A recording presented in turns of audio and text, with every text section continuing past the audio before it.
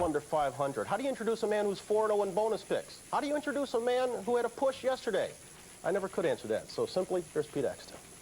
Thank you, Bryant. Now that we had a look at the Cleveland Browns, I want to talk a little about the Oakland Raiders. A lot of people say that Jim Plunkett had a bad day last week, completed 8 passes. I maintain that in Al Davis's conception of football, that's not a bad day. Al has gone back to the days of Daryle Lamonica, the Mad Bomber. He doesn't want a guy to complete 18 out of 21 with the longest one for 12 yards. He wants the constant threat of the deep bomb.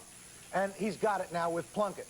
He's got, as he puts it, he doesn't want respect, he wants fear. And he's got fear in the hearts of the opposition. I'd like the Raiders even better today if I knew that Al could get into the Cleveland Stadium and water the field like he does at home. But if he watered it in Cleveland, it wouldn't matter anyway because it would freeze immediately. Nevertheless, I give the Raiders a big shot today. They're one of my 2 bonus picks. I like the Raiders plus 3.5 against the Browns, and I like Atlanta minus 2.5 against Dallas. That brings up the question, what if the Raiders go all the way? And in the locker room, after the Super Bowl, Pete Rozelle has to hand the winning trophy to Al Davis, who has criticized him, made charges against him, and so forth. Well, I think the answer is, when Rozelle hands that trophy toward Al, Lester Hayes will intercept it.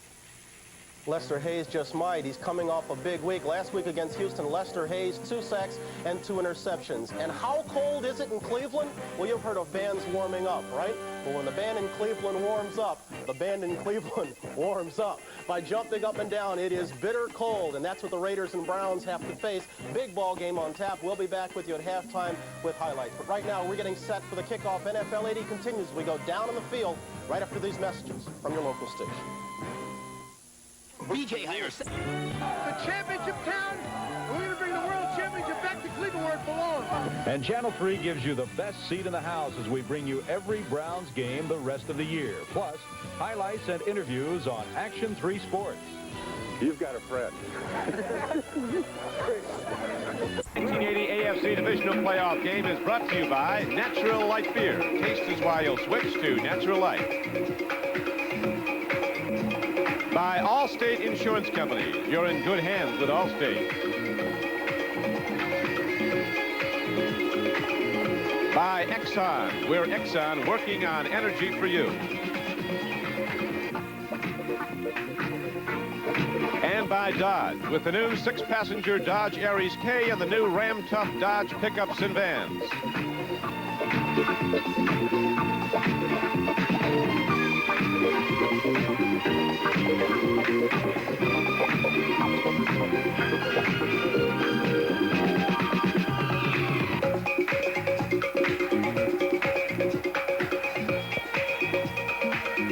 This is it, big game day on NBC. The Cleveland Browns and the Oakland Raiders. The Raiders coming in having already won the AFC wild card game. They come in with a record now in this season of 12-5. The Cleveland Browns, champions of the tough AFC Central, 11-5. The Browns, called by their owner Art Modell, a team of overachievers under Sam Rutigliano.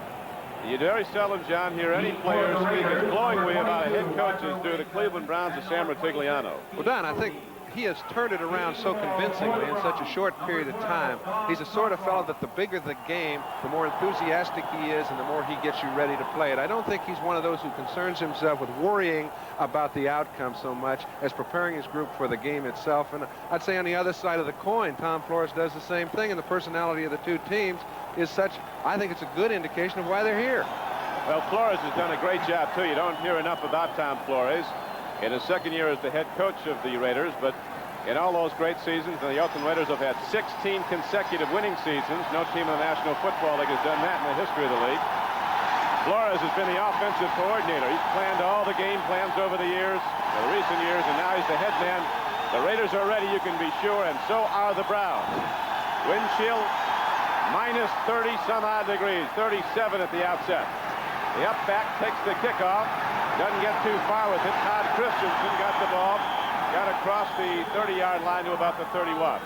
So Jimmy Plunkett now comes out to quarterback the Raiders with Kenny King and Mark Van Eegen. He'll be a big factor in this game, the runners. Cliff Branch and Bob Chandler, the wide receivers. Raymond Chester, the tight end. The great offensive line of the Raiders. Art Shell and Gene Upshaw on the left side. Dave Dalby at center. Nicky Marvin and Henry Lawrence on the right side. The Raiders set to go.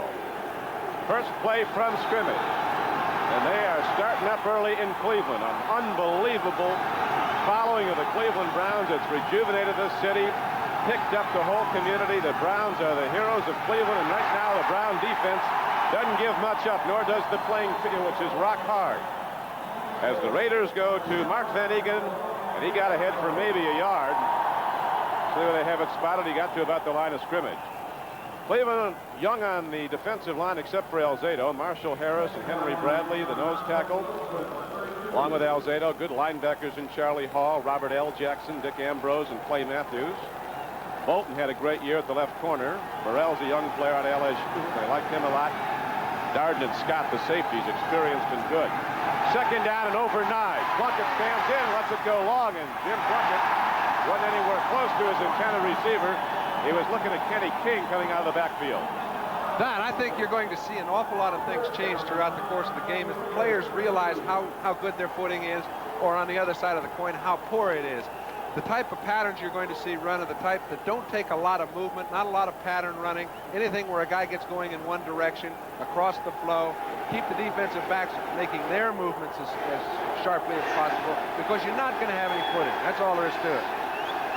They had the field covered, but when it came off, the wind whipped down and killed it into a rock-hard playing surface on 3rd down and 9. Plunkett takes a deep look, goes way over Chandler, and as the ball came overhead, Ron Bolton put a slug on Bobby Chandler. Al Davis told us early, John, that he got Bob Chandler for one big reason. He's a cold-weather player from his years at Buffalo. He catches it in cold weather, but not one like this. It's too high. He's one of the few fellas, I think, who will run his patterns better than most players will. They're going to double on Branch. They don't want to let him loose. It's going to be very hard executing all day long. You're going to see Bob Chandler in a position to catch a lot of balls. It's getting the execution done that'll be the tough part. On the other side of the coin, Cleveland's got their work cut out for them, too, because they got to this playoff because they put the ball up in the air. And the conditions today do not indicate that. Well, now we're going to have a punt from the Oakland Raiders' Ray Guy. Snap's good. He gets off a punt, doesn't carry too deep. It's going to be taken by Keith Wright. Crosses the 30. He's caught. Ball is blown dead at the 30-yard line. There's going to be some turnovers. You can count on that. Ray Guy with that absolutely unbelievable punting day against Houston in the wild card game when he kicked 9 for an average of over 51 yards, kicked that one 44. Brian Sipe, the #1 quarterback this season in the NFL at quarterback. Mike Pruitt, a big back from Purdue, and Calvin Hill, the veteran, will be the starting runners for the Browns. Dave Logan, Reggie Rucker, and Ozzie Newsome, all with over 50 receptions, the receivers. Good offensive line. They don't let Sipe get hurt very often. Deacon, Shepard, DeLeo, and Delamalier. And Cody Rison. Cleveland with its first possession. 1st down and 10 for the Browns at their 30. Sipe goes right after the deep throw, and he's going to Logan. Screened off the ball by Dwayne Osteen. So the Browns come out pitching, as you were pointing out, John. They got here throwing the ball, and Sipe's ready to go despite the weather. I don't think there's going to be any change of the way they attack, whether or not they throw the ball a lot. They will throw the ball an awful lot because Oakland would love to have a team running the ball on 1st and 10 because guys like Matusik, Kinlaw, you name it, those down linemen have been very strong against the run all year. They've shut teams down to 40 yards a game less than they did last year. There's the defensive secondary. The Raiders have intercepted more than any team in the NFL. They have 35 interceptions as a team. On 2nd and 10, Calvin Hill gets the call, and the big back from Yale takes it straight ahead to the 35-yard line, a gain of 4 yards on the play. Be 2nd down at 6. Dave Browning made the knockdown, defensive right end. Matuzak, Kinlaw, and Browning across the defensive front of Oakland. Don, the offensive line of Cleveland has 3 players going to the Pro Bowl. They match up very well against Oakland's defensive front 4. And if you don't handle them at the line of scrimmage, they will dictate the outcome of a football game as they did last week against Houston. 3rd down and about 5 for Cleveland. Ball just across their 35-yard line. There's no score early in the 1st quarter. Sipe stands in, sets up, gets time, puts it out there, and a free ball is in the secondary, incomplete. Came into Calvin Hill, and that ball was skirting free in the secondary. Don, you'll notice Calvin Hill was a ball carrier on the 2nd play of the game, an intended pass receiver on 3rd down. They've started him today for the first time all year for 2 reasons. One, so he can protect Brian Sipe. Number two, so he can run pass routes. He'll carry the ball a little bit, but he's in there because this is going to be a day, in their opinion, they want the experience. They want the guy that is not going to let someone free on Brian Sipe. Now back to receive the punt, Keith Moody for the Oakland Raiders. Johnny Evans in to punt for the Browns. Hits the ball at his 25. Looks like somebody got a piece of it. It goes downfield and takes a Cleveland roll low. And a hop down inside the 30-yard line, roll down to the 28. And there, the Raiders will go on offense for a second time in this playoff game. Johnny Evans, a 39-yard per punt man throughout this season for Cleveland. Sam Ratigliano was particularly concerned about Evans' counterpart, Ray Guy, and his kicking game. We'll be back at Cleveland in a moment. Light beer, Mr. Bonaconti. And I switched to Natural Light. You switched from that other light beer? Yeah, I think Natural Light's got the taste that leaves them all in the backfield. You bet, and there's nothing artificial in this less-filling beer. It's made with only natural ingredients. The real point is taste. Besides, since I switched to Natural Light, I'm making a name for myself. Hey, Nick Bonaconti! Where? I know him. Natural Light. Taste is why you'll switch. Is the Energizer just another battery? Is the Indy 500 just another race? The Energizer from Everready Technology. Of all leading brands, nothing outlasts, nothing outperforms the Energizer. Everready made sure. Your photo flash, calculator, toy, they'll tell you. Energize me. The Energizer. Energize. For life. Long life. With John Brody, this is Don Criqui back at Cleveland Stadium. The sun is out, but the wind chill has the temperature on the playing field at minus 30 degrees. The Oakland Raiders have the ball for the second time. 1st and 10. Plunkett hands off, goes to Van Egan. And Van Egan, one of the quickest fullbacks in the league at hitting the hole, as offensive lineman will tell you, has a hard time driving ahead on a frozen playing surface. Marshall Harris, the left end for the Browns, knocked him down. So the Raiders come up with 2nd and 9. Anybody that's quick hitting the line today is going to get a check. I don't think that anyone's going to be too quick. Just getting off in the snap of the ball, making sure your footing's okay, will give you a chance to take advantage of someone else who might fall, and that's what's going to dictate the breaks. 2nd and over 9. Bob Chandler comes wide to the right. Cliff Branch to the left. Swing pass goes to Kenny King. And King of the Raiders loses the ball as he goes out of bounds. Along either sideline, it is sheer, hard-packed ice where the tarp wasn't covering, and there's portions of the playing field that have some ice on it. Froze up once the tarp came off. It is a tough track. You'll notice Cleveland is going to make Jim Plunkett throw it off to his backs. It's something he doesn't do very often. When he does, they are very effective. He's just not geared to be one of those nickel and dime type quarterbacks. They try to attack a defense. Cleveland's not going to allow him to do that. You'll see them in no man-to-man situations early. He's got to come off to his backs and hope something good happens.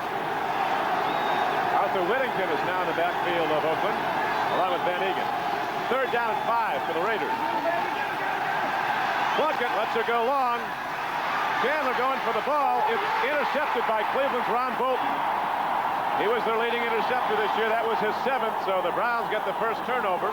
Although Chandler fought him for the ball all the way down, but Ron Bolton gets the interception here. We'll watch it again, John. I'll tell you, Don, that was as good as a punt. Very few people can punt the ball that far as Jim just threw it. Obviously, it's always fun to intercept the ball. You gear yourself down as a defensive secondary player to pick up anything that comes in your area. Ron Bolton on that particular occasion was 15 yards back of the line of scrimmage. When high interest rates keep America from buying the fuel-efficient cars it needs, it's time to do something about it. Starting now, when you buy a new U.S.-built 81 Chrysler, Plymouth, or Dodge passenger car on credit, you can deduct 7% from the sticker price, including options, because we think the interest rates are 7% too high. That number will move up or down depending on a significant change in the prime interest rate. Make your best deal, then get $380 to $1,200 direct from Chrysler. We'll help you buy the car you want. The new Bic roller feels so smooth you don't just write, you go with the flow. Come on, Jackson, let's hit the shower. Hey, don't rush me. I'm going with the flow. I can't write a fan letter to the Bee Gees with a pen that mushes down. Get with it, sister. Go with the flow. The new Bic roller lets you go with the flow and go, because our point won't turn to mush no matter how hard you push. We've done it! We've taught Herman to go with the flow. The Bic Roller, go with the flow. On Monday, meet God. Not what you expected, huh? John Denver and George Burns star in the comedy hit Oh God, Monday at 9, 8 Central and Mountain. Here is Ron Bolton's interception, and the Browns have their second possession. They'll start from their 27-yard line. Again, it was an attempt to attack a defensive man playing one-on-one with Bob Chandler. You have to try that, but it was a hook and go. Bolton was buying none of it. Way beyond Chandler when the ball was in the air. Ron Bolton, the only guy that's caught a ball so far today. Here's a handoff on the first down from scrimmage, and driving straight ahead is the big Purdue fullback Mike Pruitt. Over 1,000 yards rushing again this year. 4.2 a carry. And he was best leading receiver for Cleveland, 63 receptions. And that still misses his most important ingredient, his ability to get all the assignments correct, the ability to block for Brian Sipe. That's how he originally got into the starting lineup, as a blocker for Greg Pruitt. He came on so well, ran the ball so well, that he's become a mainstay. Brian Sipe, Mike Pruitt, both really developed as football players when Sam Ratigliano came in here. They've been the keys on offense. Here's a handoff. Again, they go to Pruitt on a 2nd down and 6 carry. Pruitt takes the ball out to the 34-yard line. John, we were talking about how nobody was looking for these teams at the outset of the season to make the playoffs. And even when the season began, it didn't look that way. They both lost 3 of their first 5. That's right. However, the whole personality of Oakland changed at mid-season. Their defense, you know, it's a very young defense. And contrary to what a lot of people think of, in the transition that's taken place in Oakland, a lot of the insurgence of new players has been defensively, and they have played so well. The guys like Lester Hayes, Matt Millen, a fellow that they thought was in between a linebacker and a defensive lineman. He's come on, they've let him do what he does best, and they've just come up with an amazing defense. Now it's 3rd down and about 3 for the Cleveland Browns. No score in the first quarter. They go to Pruitt. Raiders don't get much.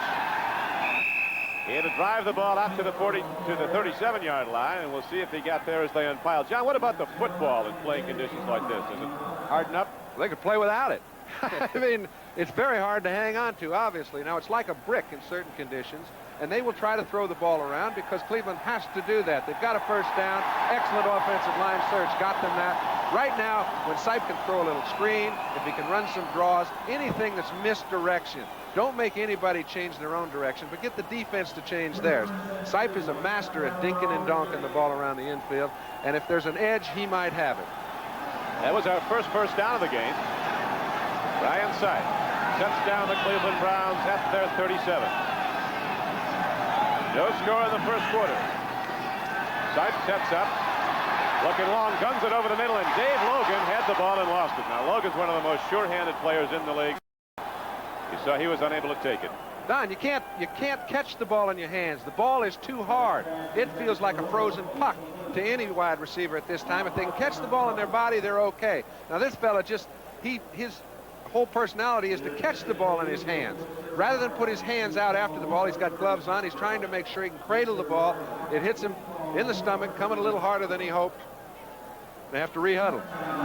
2nd down and 10. Brian Sipe comes into this game completing over 61% of his throws for over 4,100 yards, 30 touchdown throws, and he was only intercepted 14 times. He graded out as the #1 quarterback in the league, and he'll start for the AFC in the Pro Bowl.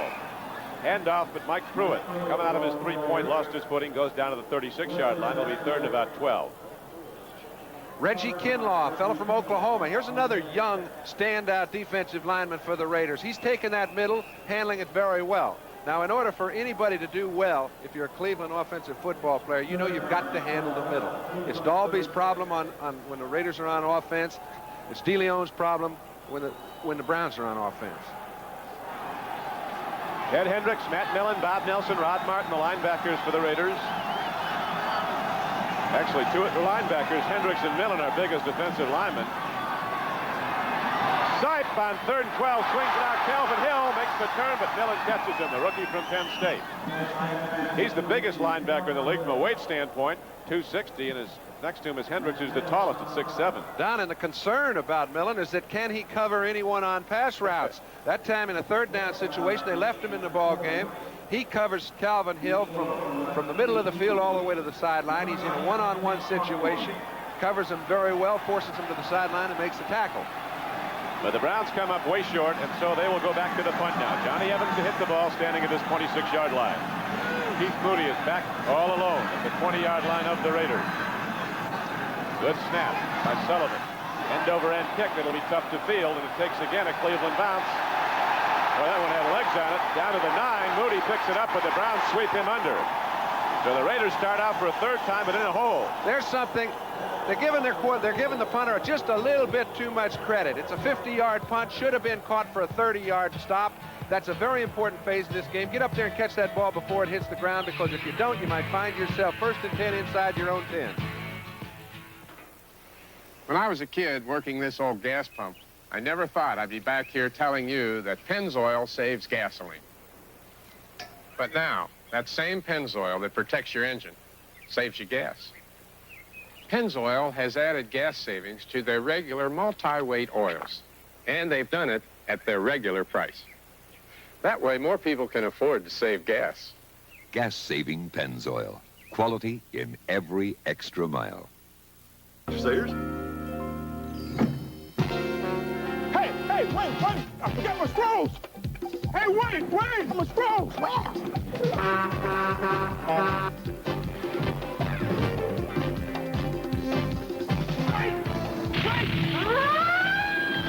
Where's the fire? Can't talk now. Left the scrolls in that can. What the hell, Sayers? Couldn't tell, but whoever he was, he's a real beer lover. Beer lover to another's close. We're back and set to go at Cleveland. Don Criqui with John Brody. Oakland Raiders with their third possession. So far, no one has been close to the end zone. The Raiders are now, but to their own. They're backed up to their 11 after the punt. Browns shut down the run. Van Egan tries to go straight ahead, and Dick Ambrose fills the gap nicely. Ambrose filled the gap, but they're running at Lyle Alzado, something they don't really want to do. But their plus point over the years has been Art Shell and Gene Upshaw.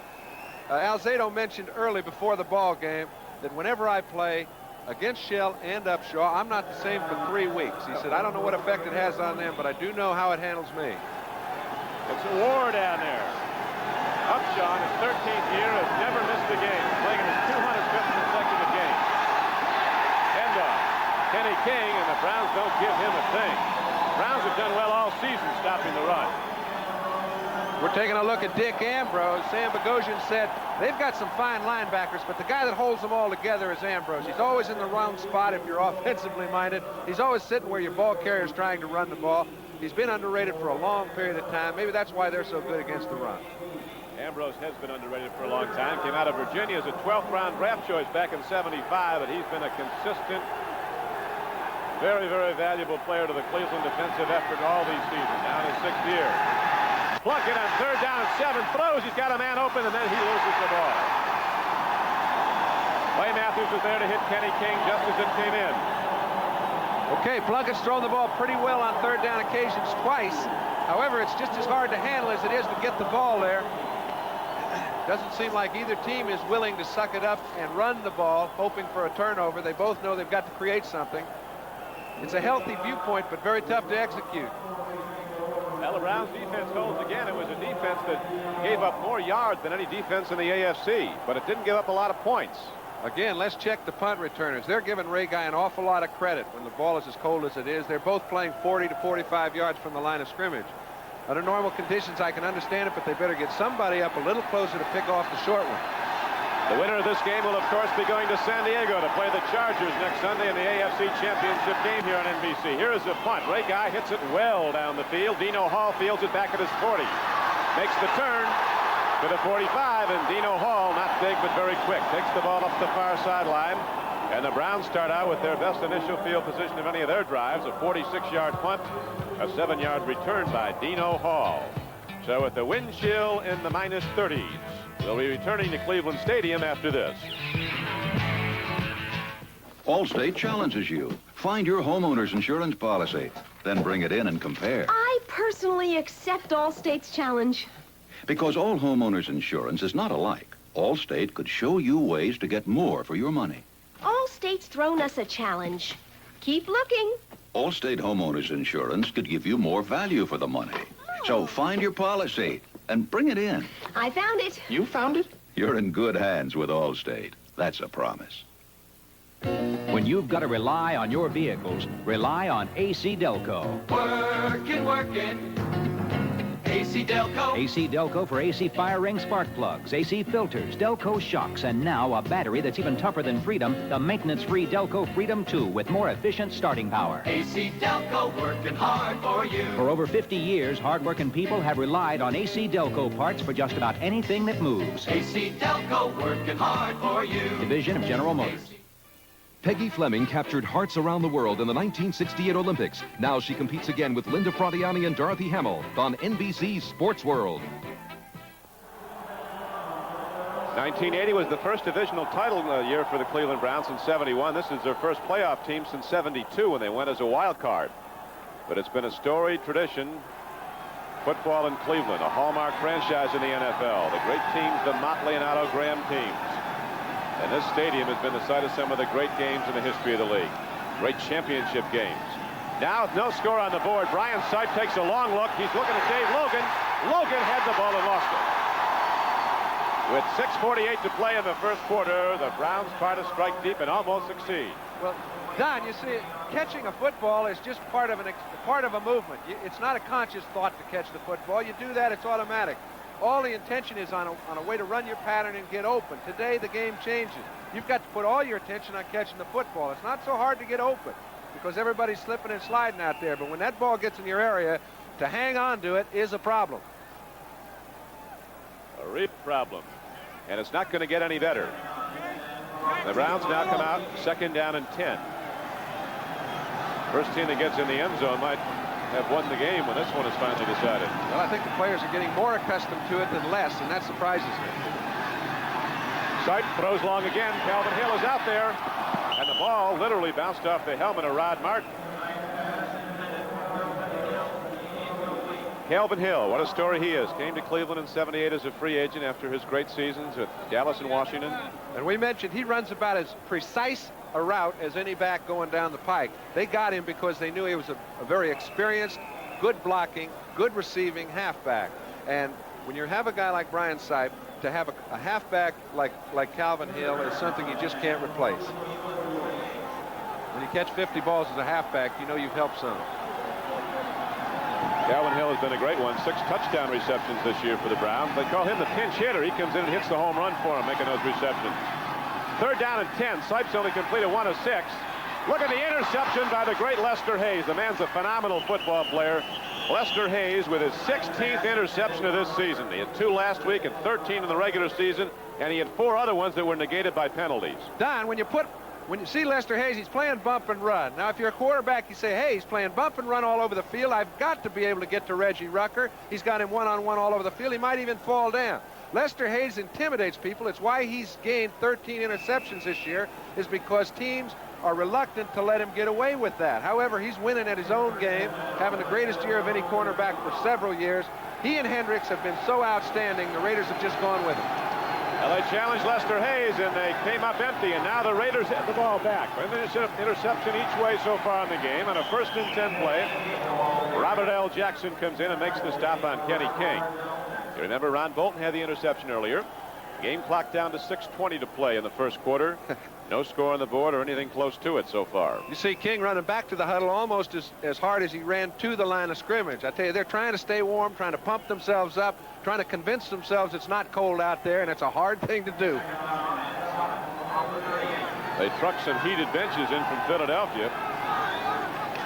That's only mild help, though, in these conditions. It's now 2nd down and 7, and the Browns shut down the run. They go back to Kenny King, the Oklahoma runner. At a 4.4 per carry average this season. Knocked down by Charlie Hall. You know what you might think looking into this ball game? You say, boy, this really has to hurt Brian Sipe and his offense. I think it helps their defense more than it hurts Brian's offense. What is Cleveland? They're good against the run, extremely suspect against the pass. They've allowed 3,800 yards plus, but when it comes to somebody running over the top of, nobody's had success doing it. They stopped the long pass and they stopped the run. Marshall Harris, no flag is down, though. He got back in time, apparently. Plunkett going long. Cliff Branch is out there. Through his arm. Branch had a step on the defender, Clinton Burrell. And the Raiders almost hit the big one. Both these quarterbacks have fired the ball very well. When you can throw the ball accurately at 40 yards, the wind doesn't seem to be as much of a factor as it was at kickoff time. You know you can throw it. Hanging on again is the problem. Right now, we pause briefly for station identification. This is the NBC television network.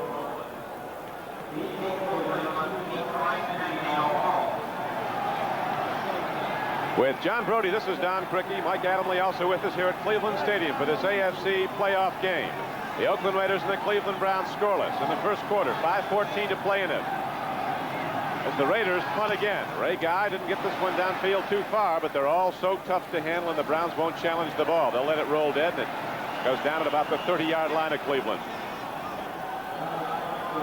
All of America felt their heartbreak at Lake Placid, but now Ty Babyloni and Randy Gardner compete again, joined by Peggy Fleming, Linda Fradiani, and Dorothy Hamill in the first World Professional Figure Skating Championship, starting January 18th on NBC Sports World. Plus the hilarious antics and basketball wizardry of Meadowlark Levin and the Bucketeers, all on the season premiere of NBC Sports World, January 18th. 5:05 to go in the first quarter.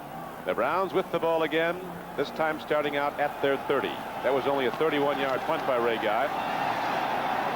He got a bad bounce, though. It could have gone right down inside the 10. Nobody was there to field it. Actually hopped back toward the Raiders. Sipe on first down, looking long. Man is out there. Reggie Rucker had his fingertips on the ball. So we've had a lot of near misses in the game as both quarterbacks challenging deep, despite playing conditions with temperatures minus 30 chill factor. And who were they challenging? They're challenging Lester Hayes. He just comes up with an interception. The next time they get the ball, they say, let's have one more go at Lester. If he wants to get his 15th of the year, let him try. We think we can beat him. And a lot of receivers do beat Lester Hayes. It's just that he beats them on occasion, too. Actually, Lester, John, his next one's going to be a 17th now after what he's done in the playoffs. He has 3 already in the playoffs. To go with his 13 in the regular season. What a year. About 6 drops and 4 called back, too. Actually had a 95-yard interception return for a touchdown against Miami, negated by a penalty. On 2nd and 10, Cleveland goes to the run, and behind Delon Lear and Cody Rison, Mike Pruitt rockets ahead across the 35-yard line, got the ball close to the 37. So there's a gain on the play of about 7 yards. Really the best offensive running play we've seen so far today. There has just been almost no offensive movement. When you have no footing, to get a defensive lineman on your shoulder and move him backwards is a very tough thing to do. Well, those linemen, John, knew they were in for a bad day when they came out to warm up, got down in the 3-point, took off and fell flat in their face. Right. The 2-point stance may come into vogue before this game's over. 3rd down and 3 for Cleveland. Ryan Sipe goes to the draw. Pruitt working hard, but the Raiders seem to knock him down just short of the first down. It'll be a yard or so short, brings up 4th down, and with that down comes punter Johnny Evans. Matt Millen made the knockdown. Mentioned draws and screens early. The problem with draws right at this time is that the linebackers are not respecting throw. If you don't respect throw, you can't get those linebackers out of the holes. We've only had 1 first down in this game so far. 3:49 left to go in the first quarter. The big phase of the game so far has been the handling of the punts. And not only by the defense, but also from center to kicker. Keith Moody is back for the Raiders. Line drive downfield, but again it takes a Cleveland roll, and Moody won't fool with it. So Johnny Evans hit that thing about 8 feet in the air, but on the frozen turf it kept on walking and goes down inside the 30. A 34-yard punt as it ended up. Not bad, it was net. That's right, no return. Ryan Sipe being attended to, or attending to himself on the sidelines. A lot of the players were wearing scuba diver gloves coming out. Keith Wright, one of the return men for Cleveland, was catching the ball very well before the game with him. Other ones had on those golf gloves. They came off quickly. Most of them seem to be going to nothing of the scuba dive.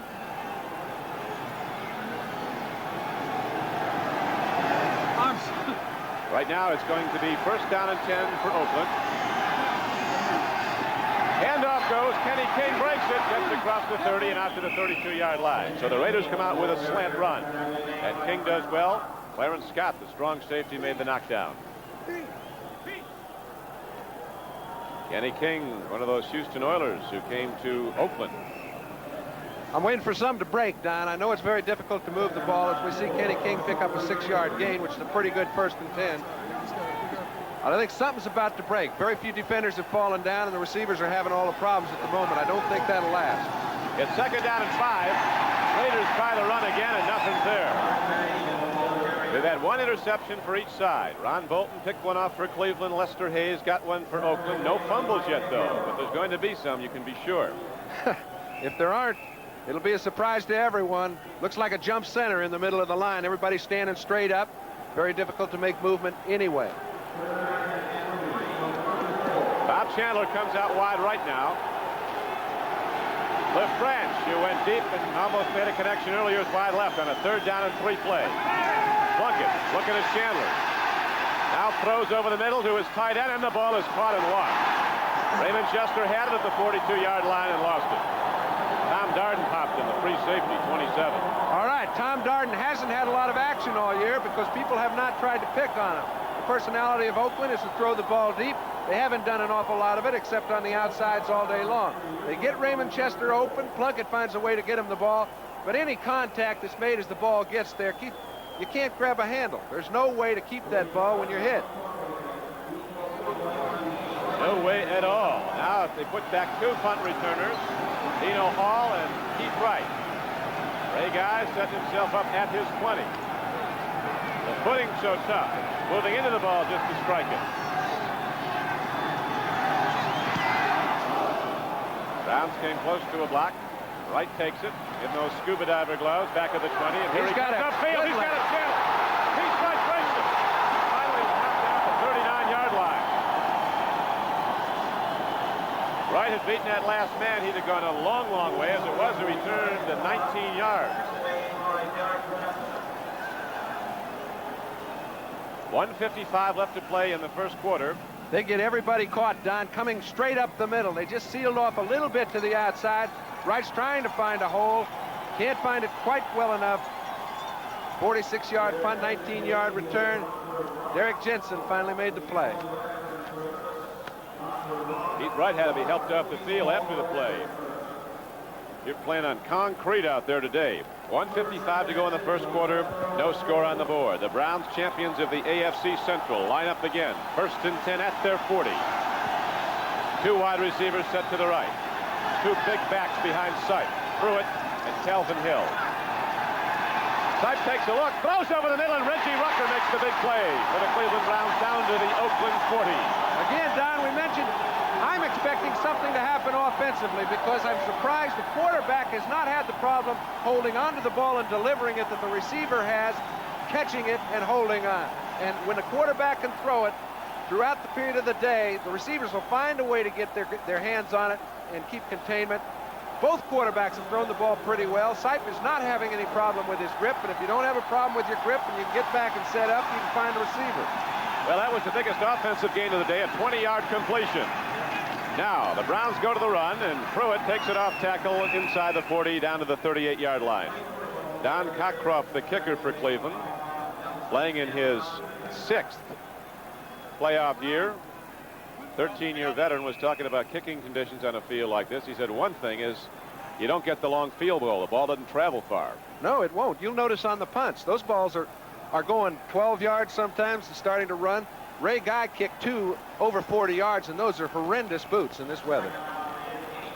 What we've seen so far, the best way to get there to the end zone is to throw the ball because the runners haven't gotten much. I think 2nd down and 7 now. Sipe takes a look, swings it out. Ozzie Newsome, the tight end, takes the ball down at the 32-yard line, and he's very close to a 1st down in a 2nd and 8 play. We'll notice a little bit later how Brian Sipe's drop has changed a little bit. He is really oozing back into his throwing area. The footing is a little bit difficult, but the receiver can get open. You can see Rod Martin standing still. It's pretty hard for him to get any traction. Ozzie Newsome runs a quick pattern, gets the ball to him. Simple little pattern to run, easy to hit, hard to hold on. Big Ozzie Newsome, the 3rd-year tight end from Alabama. The man Bear Bryant called the greatest catcher we ever had at Alabama. Sipe spreads the work around. Rucker, Logan, Newsome all with over 50 catches, and Mike Pruitt had 63. 3rd and 1, and the Browns power the ball at the Oakland Raiders. Pruitt at 6'1", 227 pounds. Drives into linebacker Bob Nelson, and the Browns drive on. They went right over their own strength. DeLeon, Shepard, DeLon Malure, those three fellas have been pretty good for quite a while. Got good surge on 3rd and 1. 7 seconds left in the quarter. I think this is the last play. They're trying to get one off. Right on 1st down, looking to the end zone. Rucker's out there. Touchdown! He lost the ball. Reggie Rucker had his hands on it and lost it going out of the end zone. He almost lost himself. He went right in the dugout. Looks like Osteen's trying to help him out. Hey, we mentioned the throwers have had good grips on the ball. They put the ball with. To start the 2nd quarter of play, the Browns mounting a threat now. They have 2nd down and 10 inside the Raider 30-yard line. No score on the board. Brian Sipe takes a look over. Might have checked off. 2 wide receivers set left. Raiders up and tight and ready to bump and run. On 2nd and 10, a throw deep.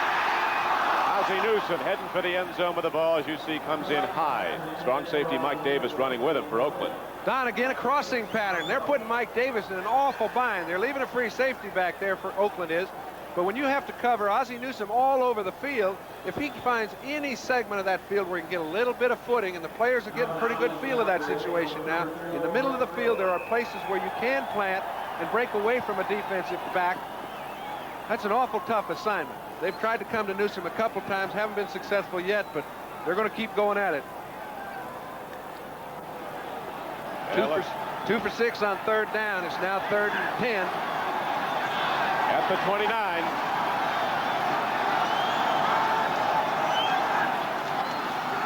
Sipe, well attended to again. Has time, throws, incomplete. Ted Hendricks was back there. Knocked down Greg Pruitt, who came into the game. Coming out of the backfield was the antenna receiver. Pruitt in for the first time. Greg Pruitt. They threw to Greg Pruitt because on the other side, Lester Hayes did an excellent job on Logan. They wanted to go down the field, and the Raiders are playing a man-to-man. Most all over the field right now. They just have to get one person free. They haven't been able to do it. Cleveland coaches said you're assessing the Raiders on film. Their defense isn't complicated. It just executes so well. Cockcroft is going to earn his salary if he slips this one in from 47 and a half, 48 yards. Just like haven't made a first down in this game yet. And there hasn't been a penalty called throughout the whole 1st quarter. That's a rarity. That's right. There's not been any penalties. Plunkett on 1st down throws, and there's a connection. Receiver taking it right in his chest. Raymond Chester gets ahead to the 40-yard line, and the Raiders all of a sudden have their first down of the game. Robert L. Jackson on the knockdown. Pattern, you very rarely see Raymond Chester run. It looks like he's going to go down the field and make a turn. He goes down the field and stops. He's right in between 2 linebackers. Just as he stopped, Plunkett got him the ball. That's why it looks like he's so wide open. It's against his characteristics. It's against the Oakland patterns. But it works. They're going to have to makeshift a few things today. Heath Wright, the punt returner, who was knocked down hard on the playing field, we're told has a concussion and probably won't play again today. Plunkett loses the ball. That's a free football, and Cleveland has it. The Cleveland Browns have the ball inside the 25-yard line of Oakland. So the first fumble recovery of the game is a big one. Marshall Harris, the left end, swept up the ball as Plunkett had it knocked free, failing to throw. And the Browns will go 1st and 10 at the 23-yard line of Oakland. It all took place, Don, for one simple reason. Marshall Harris was the recipient, but it took place because the defensive secondary was playing real deep. Plunkett wanted to go down the field. You can see Bradley. He comes in, gets a piece of the ball. Plunkett did not give him credit for being able to get it loose. He did jar it loose, didn't come off to a back quick enough. As a result, turnover. Got to be tough just to hold that cold ball with everybody swiping. Yeah, but you better get it off to your backs. If nobody's open down the field, you better do it quick. It's 1st down and 10 now for the Cleveland Browns. Sipe takes a look. They're really taking care of him. He's going to run with the ball. Brian Sipe is inside the 15-yard line. Down to the 13-yard line. Rod Martin finally got him, but now the Browns are down close. Had the same effect as the draw play. Sipe went back trying to throw, had all his receivers running crossing routes. Sipe did not run around laterally, took whatever hole he found up the middle, just moved a little bit to his left. When he did so, there was a natural hole opened up. The linebackers cannot commit themselves to getting up on the play as fast as normal. Matusik finally gets there, gets a piece swiftly. Martin brings him down, but not before they gain a 1st down. Marshall Harris with the recovery, a former New York Jet. And now Brian Sipe with a first down run. Handoff up the middle, not much there. Going with the ball is Cleo Miller, a big back. He drives the ball down close to the 13-yard line. This telecast is presented by authority of the National Football League and is intended for the private use of our audience. Any rebroadcast or other use of this telecast without the express written consent of the Cleveland Browns and the National Football League is prohibited. When they start running, Don, Bob Nelson, number 51 for the Raiders, is generally in the middle of the action. He stopped that play for no gain. He's another one of those young insertions that the Raiders have put into their defense. Ball down to the 13-yard line now. Bob Nelson, a former Buffalo Bill. Raiders have an awful lot of people they got from other teams as free agents that have turned into fine players when they get in the whole scheme of the Oakland system. Here's a pass into the end zone. Logan fighting for the ball. Wayne Osteen fighting for it. And it comes up incomplete. Well, that's an outstanding defensive play by Osteen because Logan was sitting with his eye on the ball the whole time. Osteen's got his back to the ball, carries the club. He sees Logan looking at the ball. He goes right into the area he's looking, almost brings it down for an interception. That's just good defense. He's one-on-one out there all by himself. A fight for the ball on the one-on-one coverage. Our producer today for NBC is George Finkel. Our director, Ken Fouts. As we now have 12 minutes and 19 seconds left to play in the first half. The Browns challenging, but it's so tough to move the ball with frigid temperatures in Ohio. Wind chill this morning was 37 below zero. Third down and 10 for Cleveland. Sipe stands into the end zone. Rucker going for the ball. He caught it! No, they ruled he got it out of bounds. He held on, but the official right there said he was not inbounds when he got it. Hey, that's one of those plays that if the field had been dry, he would have been able to slow his momentum down enough to get his other foot inbounds. As it existed, he couldn't do that. He just caught the line with his second foot. The official was right on the play and saw it. But, hey, they're picking on those corners, and as long as they try to play a man-to-man, they're going to try and continue picking on them. You see Rucker comes down with one foot there. He can't put his foot down. He's got to put his other foot on the yellow. So now Don Cockcroft will try another field goal, but first we'll watch Rucker again. This is live. Cockcroft setting up for the field goal. No cinch. Paul McDonald holds, and Jerry Sullivan snaps. And the ball is on the way. It is no good. Lester Hayes went to the moon when that one went wide. He jumped about 10 feet in the air. It's one thing to throw the ball down. It's another thing to kick it. It's a totally different feel when it hits your foot. The ball goes like a brick.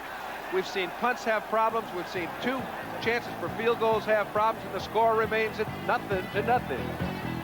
America's not going to be pushed around anymore. Dodge announces an historic breakthrough, the new Omni Miser with the highest highway mileage any American car has ever achieved. Miser squeezes out more gasoline mileage than Toyota Corona, more than Honda Accord, more than VW Rabbit, more than the World Car four-door Ford Escort, and at a lower price, only $52.99. Omni Miser at your Dodge Ram dealer. Now make your best deal on a new 81 Dodge, then get $380 to $1,200 direct from Chrysler on top of it. Alcoa can't wait. For half a century, aluminum has played an important role in the development of the automobile. That's especially true today. Aluminum's now being used in dozens of new ways to reduce weight and increase fuel economies.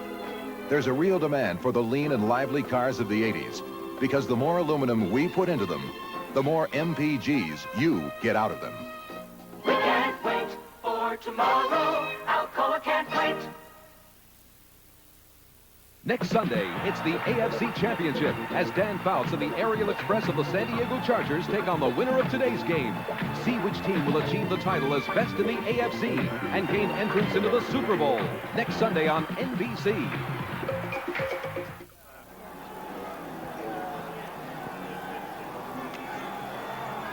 Don Fricke with John Brody back at frigid Cleveland. John, what about the quarterback's touch in this weather? Well, we've seen them. They've, I think, had very good control of the ball. The receivers have had no control of it.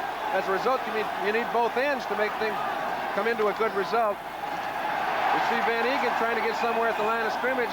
They've just had trouble moving either the offensive or defensive line for the Browns around. I think the Browns are getting the best at the point of attack right now.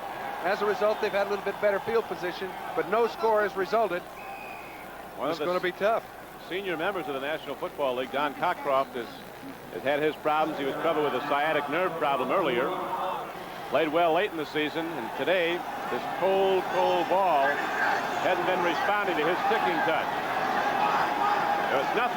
They go back to the run now on 2nd down and 9. Kenny King goes wide, and the Cleveland Browns have been sweeping him under. Well, they can go as wide as they want, but when you go wide, the key is being able to cut back against the grain when you see the hole. They have not been able to cut back, and when you're running wide with a lot of pursuit following you, the running back is up for grabs. All they have to do is keep everybody coming out at an angle.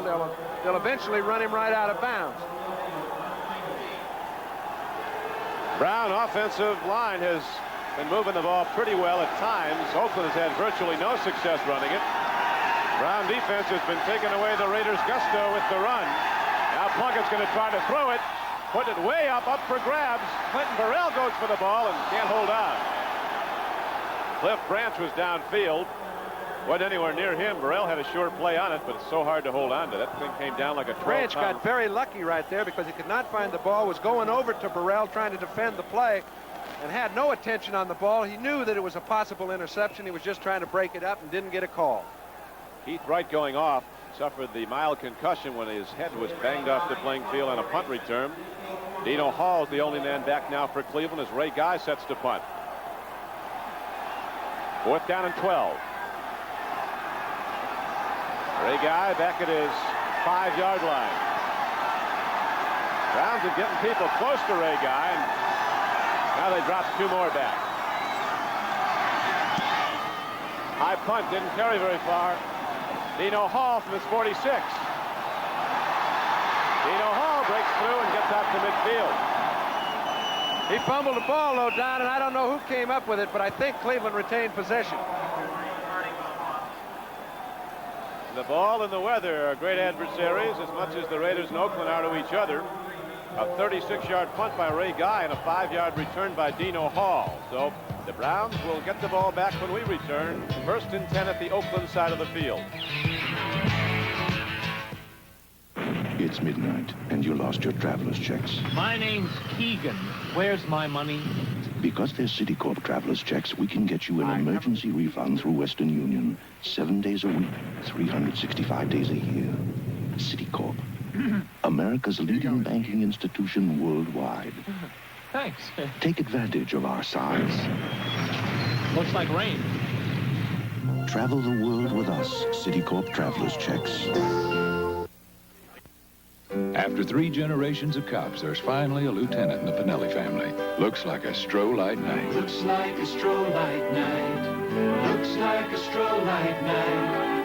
When things are going right. Looks like a stroll-light night. Looks like a stroll-light night. Stroll-light, a great tasting beer that doesn't fill you up. Looks like a stroll-light night when good times come along. We have 10:34 left to play in the first half of this AFC divisional playoff game at cold Cleveland. Tom Flores and his Oakland Raiders on defense now. 1st and 10 Cleveland Browns just across midfield. Brian Sipe has been close to some big connections early in this game. One completion to Reggie Rucker in the end zone, but then the official checked his feet and Rucker wasn't in. Here's a throw to Calvin Hill. He can't hold on. That gives you some indication of how that ball's coming in there. And these receivers, you can't prepare yourself to catch a brick, okay? And that's what that ball has to feel like when it hits their hands. I'm surprised, John, how well they're running their patterns. Nobody's fallen down yet. That's right. They're running them softly, both offensively and defensively, trying to keep from losing their footing. If they lose their footing, it's a certain interception. A quarterback has to throw the ball when you're on the break. You can't wait till you're open because then you close up. I think that Cleveland's this is their 4th good field position. If they get no points on the board when everything's going their way early in the ball game, it could get awfully tough later. First score is going to be an awful big one, and of course this game will keep on going until somebody gets a score. Brian Sipe takes a look. Now runs down. Nillen comes up. Sipe, gutty little guy, stays in bounds, gets the extra yardage. He could have bailed out. Joe DeLamielleure gave him a block. Brian Sipe took the ball inside the 45-yard line of Oakland. Moving along on Little Cat's feet here. Hey, look, Sipe had feature down the field. He wanted, or excuse me, that's Reggie Rucker down the field. He would love to get to him, but he's very well covered by Lester Hayes. As he rolls out of the pocket looking for a little bit more time, he was looking down the field, had to hold on to the ball. I'm surprised that 2 quarterback runs he's held on to the ball both times and stayed in bounds. We're getting a penalty. Dan Bright, the referee. The Raiders were offside, so the Browns beneficiaries of a 5-yard mark-off against the Raiders. First penalty of this game. Lined up in the neutral zone. 2nd down. You'll see strategy change a little here, too, because where normally a 3rd and 2 situation wouldn't be too bad, they get no traction. 3rd and 2 is like 3rd down and 5 if you're running the ball. It's a passing down today. They've got to find a way to get it over that line. The 2 Pruitts are in the Cleveland backfield now. Greg and Mike, no relation. Greg, the Oklahoma runner, has so many great seasons for the Browns as a rusher and as a pass catcher. Slowed this year because of injuries, has a knee problem, but he's always a threat. Greg Pruitt. 2nd down and 5 for Sipe and the Browns. Back to the run. Look at that big back. Shoot up the middle. Mike Pruitt has a 1st down for Cleveland. John Matuzak and Dave Browning on the knockdown. Shepard and Deacon just made some room there. On the few occasions where there has been movement at the line of scrimmage, it's been the offensive line of Cleveland that's made it. Mike Pruitt has been the best runner in this game with 28 yards. The Browns down to the 39-yard line of Oakland with a 1st down. Rucker is wide right. Logan's on the left flank. Newsome's the tight end, but he can go deep too. Here's a pitch back to Greg Pruitt. And the Raiders get him and throw him down. Hendricks, who's having an all-pro season, came up from the outside linebacker, number 83. He actually had such a good season that several people put him on the ballot as player of the year. Not defensive player of the year, but Jim Thorpe Trophy player of the year. And he's one of these guys that has put such personality into their defense that it's almost like they're attacking the other team's offense.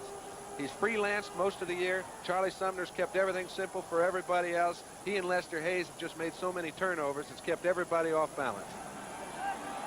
Ted Hendricks, a 4-time All-Pro. Of course, only 1 defensive player has ever received that Jim Thorpe Trophy. Alan Page, when he's with the Vikings, did. I think it was in 72. 2nd down and 10. Sipe lost the ball. I think he lost it for good. No, he got to it. Ryan Sipe says, give Sam all the credit. Sam Rutigliano, he's the miracle worker of this team. But Sipe has been a great player. Graded out #1 among all the quarterbacks. Don, that's the personality of Brian Sipe. It's also the reason he took an awful lot of knocks earlier in his career. He's not a finger pointer. He's the kind of guy that takes the responsibility, distributes the credit. But he is a very tough nut. He's one of these guys that comes in and takes responsibility for things when things aren't going too well. You noticed he has not backed off from throwing that ball all over the park, and he won't. And now it's 3rd down and 10 for the Cleveland Browns at the 40-yard line of Oakland. 8 minutes and 7 seconds to play in the 1st half. Careful. Eddie Hendricks. Eddie Hendricks it was. He came smoking and nobody touched him. Well, the Browns are taken way out of position. That's the beautiful thing, Don, when you have a football structure that allows one man to do what he knows it's time to do. He's very familiar with all the offensive structure of Cleveland. When he finds a weakness, he's going to exploit it. He doesn't have to go to the sideline to do it. John Robert L. Jackson of the Browns also has suffered a concussion. He's on the sideline. So 2 Browns have gone out with head injuries in this game because even with a helmet on, when you hit the playing field here, you're hitting a rock-hard concrete surface. It was grass. Kick downfield, a good punt. Hops out of bounds at about the 26-yard line. Keith Moody again watched it. Johnny Evans hitting the punt for the Cleveland Browns. We're changing our viewpoints a little, Don. We're calling those 26-yarders good, and they do look good. It was a 24-yard punt. But it's been that kind of a day, and will continue to be when we come back to Cleveland. When high interest rates keep America from buying the fuel-efficient cars it needs, it's time to do something about it.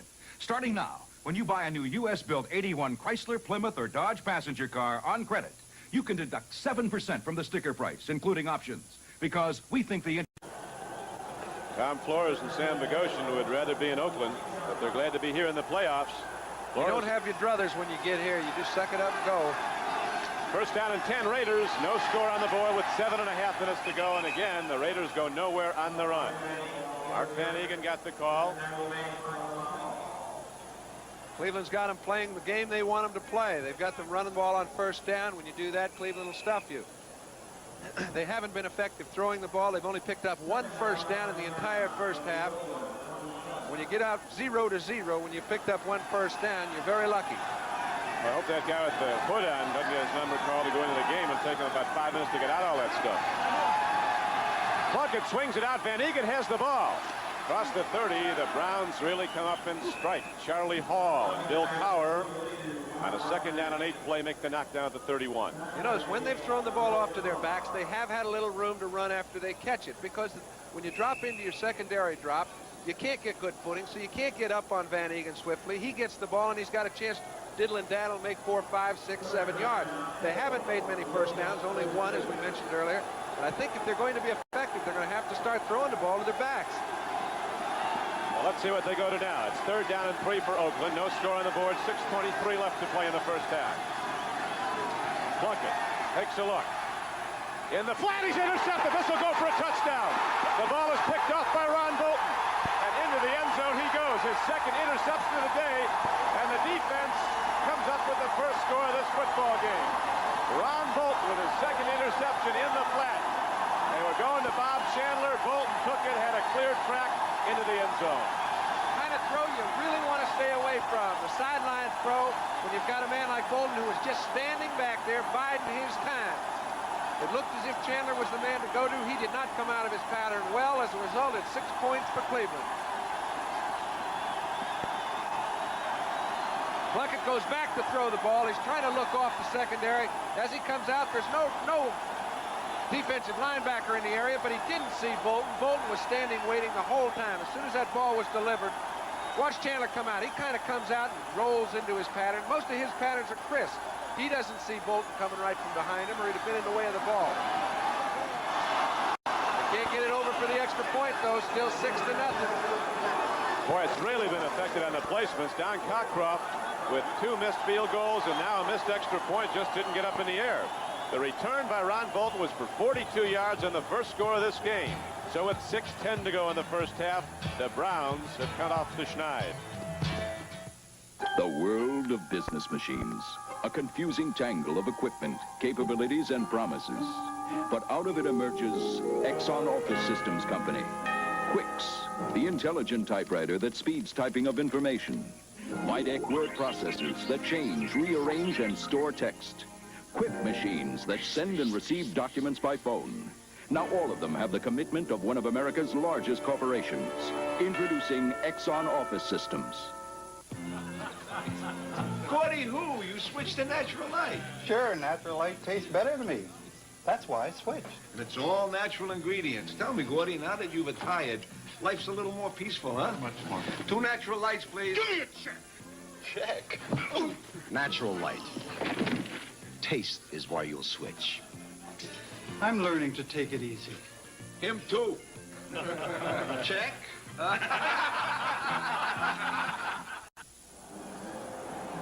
The first score of the game is up. And it comes from a defensive player, Ron Bolton of the Cleveland Browns. All right, Don, you know, in looking back, Bob Chandler's plus point is how well he runs his patterns, not his speed. But if you don't get on him, he'll run his patterns and beat you to death. Today is a very difficult day to run any kind of pattern. You noticed he came out of it and he slid down the line. It enabled Bolton to run right in front of him, pick the ball off for 6. Let's watch the kickoff now. It's been so difficult to kick the ball. You saw the extra point didn't go anywhere. Cockcroft gets that ball in the air. It is taken down at the 18-yard line. Arthur Whittington turns wide. A lot of people in front of him. Ricky Feature missed him, but slowed him up, and finally the knockdown is made at about the 36-yard line. So the Raiders go back on offense, 1st and 10. 5:58 to play in the first half. Here's the touchdown again. Plunk goes back. Sometimes you're trying to take something that you just can't handle.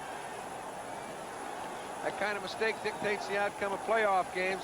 As we've looked throughout the league over the first 4 or 5 playoff games, it's been mistakes more than offensive execution that's dictated the outcome. Sam Rutigliano and Jim Plunkett are old friends. Rutigliano is the offensive coordinator at New England back in '71 when Plunkett came there as the #1 pick in the NFL. He says of Plunkett, it's been a career of trauma, but finally he's getting what he deserves and playing with a good team and getting a chance. Plunkett's going to run, throws on the run. Way too much on it. Cliff Branch was downfield, but a Brown, Clay Matthews, ended up nearest it. So did Dick Ambrose come close to getting the ball. Still trying to go downfield, Don. When you try to go downfield, your quarterback has to wait for his receiver to get open. Cleveland has done very well. They've played it smartly. They're playing a deep zone. They're trying to make Oakland execute inside the seams, and they haven't been able to do it. We're told from the sideline, John, that it was Ted Hendricks who got a piece of the extra point attempt by Cockcroft. It wasn't going very high. I'm not sure it would have gone in anyway. Plunkett is 3 for 12 throwing the ball for 21 yards. He's been intercepted twice. Look at Bob Chandler. Did he get there? Is the reception. We're talking about Al Davis saying Chandler's a cold weather catcher, and that was the superior play by Bob Chandler. He can catch a ball in a swimming pool. He's just a great receiver that is really hampered because of the conditions today. Plunkett throws the ball in between the seams. We mentioned he wasn't having much success doing that. Had some success on that occasion, and Chandler made a great catch. All those seasons in Buffalo helped Bob Chandler. He played 9 years there, a former captain of Southern California. He caught 10 for touchdowns this year for Oakland. Caught 49 balls in the regular season. Swing pass to Kenny King. First down, King turns wide and gets down to the 45-yard line of the Cleveland Browns. Clay Matthews ran him out of bounds. I know that Oakland doesn't like to take those little dink-off patterns because it just isn't in the way they like to run the ball up and down the field. They like to go down the field and challenge the defense. But today, they're going to find a few linebackers falling down, and they're going to pick up some long yards if they'll continue to do it. You'll notice every time they've come off, they've completed the ball, and they've picked up 4, 5, 6, or 7. There's no need to try anything else until they're stopped. Well, that's probably what Plunkett then will continue to do. Get the underneath short pass. The Browns gave up a lot of yards to that this season. They take away the long pass. Plunkett stands in, has time, throws the ball, and it's caught for a first down. Again, they go underneath the zone coverage down to the 39-yard line. Hit your backs, baby. I think he's got a first down, but they may rule it a foot short. See where they spot the ball down. Could be short. That Raiders thought they had it. Their sideline is protesting. Mark Van Eegen, the receiver, ball down just inside the 40. So it's going to be third down and less than a yard.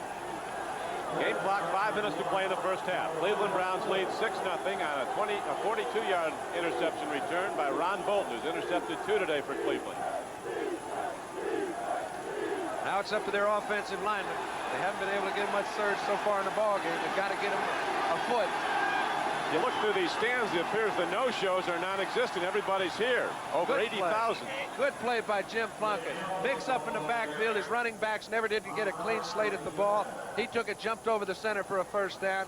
That's their third one of the ball game, second on this drive. It's tough. Look, you can see he just couldn't get a clean handoff. Found a hole and took it. Jim Plunkett dives for the first down to the 38-yard line of Cleveland. Van Eegen could not get his footing. Was into the hole late. Wind chill just before game time measured at minus 37 degrees here at Cleveland. Minus 37. Draw play. Kenny King running hard, takes the ball down to the 31-yard line. Plunkett and the Raiders starting to move now. Jim Plunkett's had his problems with 2 interceptions. You recall he also fumbled the ball. This is not the kind of day where you challenge defenses. You take what they give you and you make them react to what you've taken. They've done that on this drive and they've been effective. You remember they've hit 2 backs. Chandler makes a great catch, and now Kenny King gets a little room to run a draw. You think the offense has an advantage on the slippery field? Sometimes. Not so far today. Down to the 29-yard line on second down and 3. Lyle Alzado made the play, so did Clay Matthews. Alzado's been a great leader, number 77 of these Cleveland Browns. He came in here, of course, from Denver. He's known Sam Rutigliano for a long time. They're both from Brooklyn. Rutigliano said to him, Lyle, you know I love you. Just give me whatever you have left. You know what he's brought? He's brought the composure of a guy who's been in a championship game. His whole personality is geared toward getting all of it, folks. You know, let's not just get a piece, let's get it all. We're as good as anybody else, and I think that's brought a lot of the younger players up to the level they're playing today. Third down and just over a yard now for the Oakland Raiders. Back to the run, and now the Raiders start to crack it. Trap blocking up the middle, and the fullback Van Eegen takes it down to the 25-yard line. And this has been a beautiful drive. They were totally inept in the first quarter and a half. They got the ball with 5.5 minutes to play. In 3 minutes, they've run off 3 first downs. They've done things a whole lot more creatively, and they haven't tried to pick on them down the field. They're taking what they've been given. Sam Rutigliano went to the same high school in Brooklyn as Al Davis, the man who runs the Raiders, did, Erasmus Hall. He said, Sam says, Al was a little bit ahead of me in a lot of ways. I'm not sure of that. First down and 10 now for Oakland. They trail 6-0. Plunkett stands in, throws. It comes up on the one hop. Clinton Burrell was the closest to it. And the game clock is stopped with 1:57 left to play in the first half. They have doubled Cliff Branch all day long. That's why they have not been able to get to him. Unless they change, they won't be able to. 1:57 left to play in the first half, with the Raiders with the ball trailing 6-0. Hello, I'm Dick Enberg, and this is the ultimate souvenir of one of sports' biggest events, the official Super Bowl 15 game program containing dozens of action photos, a week-by-week review of the '80 season, and complete scouting reports of the Super Bowl teams. This is the same 144-page program that'll be sold in New Orleans, so order yours now. Send a check or money order for $3.50 for each program to Super Bowl 15, Post Office Box 15, Houston, Texas 77001. Allow 3 weeks for delivery after the game, but order today. I want you to meet Carol. It's hard to believe that less than a year ago, she wanted to end her life by suicide. Hi, I'm Steve Nelson of the New England Patriots. I want to show you how people like Carol who face this desperate problem are being helped by a very special group of people here in Boston. They're called the Samaritans. They provide a 24-hour-a-day suicide prevention service, and the work is made possible by the United Way. United Way works here, and thanks to you, it works for all of us. The United Way. The preceding announcement was furnished by the National Football League. Don Criqui with John Brody. Mike Adamle also here with us at Cleveland Stadium. 1:57 left to play in this AFC divisional playoff game. Left to play in the first half. Coming up at halftime, we'll be going to New York to Bryant Gumbel. An update on the playoff activity as it's been so far. San Diego Chargers a victor yesterday. And they'll be the host team next week for the AFC Championship game on NBC next Sunday. The winner of this game goes to San Diego. It's second down and 10. Handoff. King bounces off. Tries to run wide, and the Browns hem it in.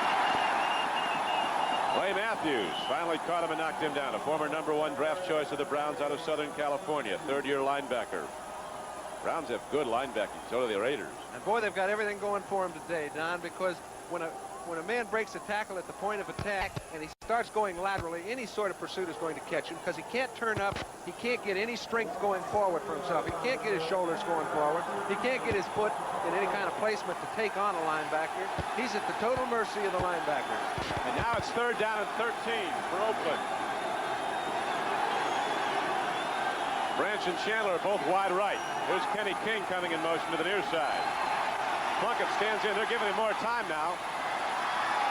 It's caught. Raymond Chester down to the 2-yard line, so the Oakland Raiders are now point-blank range. First and goal from the 2. Don, that was an absolutely perfect throw by Plunkett. He was in a situation where he had Kenny King in motion out to the other side. 3 men on 1 against Chester. He put the ball where it had to be thrown at a perfect time. Chester cradled it with his body. Comes down with a first down inside the 5. This drive has been vintage. They're doing things that they're not accustomed to doing. That's the first time that they've run a play that's within keeping of their personality. It was effective, great execution. That was their biggest play of this game, a 26-yard gain on the throw from Plunkett to Raymond Chester down to the 2-yard line. Spotted just outside the 2. The Best in College Basketball returns Saturday, January 10th on NBC with exciting coverage of some key regional games. 3 of the top 10 teams in the nation will be in action on NBC, including the Kentucky Wildcats going against the Tennessee Volunteers. Other games feature Villanova against Syracuse, Notre Dame against Marquette. The Raiders still have a couple timeouts. There really is no problem. They can take all 4 downs to score it. That ball being just inside the 3 is a little misleading. They may not be able to get that thing in there at running the ball from the line of scrimmage. So now the Browns leading 6-0 back to their end zone. The Raiders come out with one of the biggest, toughest forward walls in football. Lining up to power the ball at Cleveland and try to tie the game. Endo, fumble, 3 ball. The Raiders recover. Boy, that's a break. Van Egan took first. He slipped when they were trying to hand the ball off to him. It's absolutely frozen solid down there inside the 5-yard line. He couldn't get a grab on the ball when he got it because he came out having slipped to start off. You see, he got a late start, never gets the ball in his grasp. When he does, it bounces right up to him. That is really a tough area of the field, John. That's right. That's ice down there. To fumble the ball 1.5 yards forward, pick and recover it yourself, that's a gift, folks. It's bouncing just right.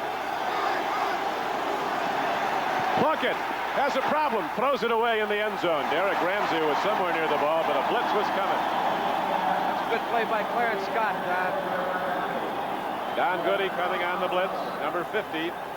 Yeah, Clarence Scott had the coverage on it. Well, it was a little delay pattern, and actually Derek Ramsey would have been wide open. Plunkett could have taken something off the ball and had him run right under it. Scott was alert. Over the years, the Raiders have pretty much dominated the Browns. In 7 previous meetings, the Raiders have won 6, including one last year at Oakland in the regular season. Oakland beat Cleveland 19-14. Next Sunday, January 11th, the San Diego Chargers meet the winner of today's game for the AFC Championship. The victor defending the AFC's honor in the Super Bowl, where 7 of the last 9 champions have been American Conference teams.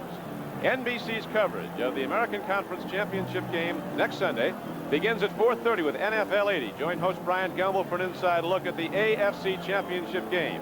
And then watch the best of the AFC battle for a trip to Super Bowl 15 coming up January 25th on NBC. Don, anybody getting an opportunity to get out of this ball game with a victory and avoiding frostbite would look awful forward to going out into that 70-degree temperature.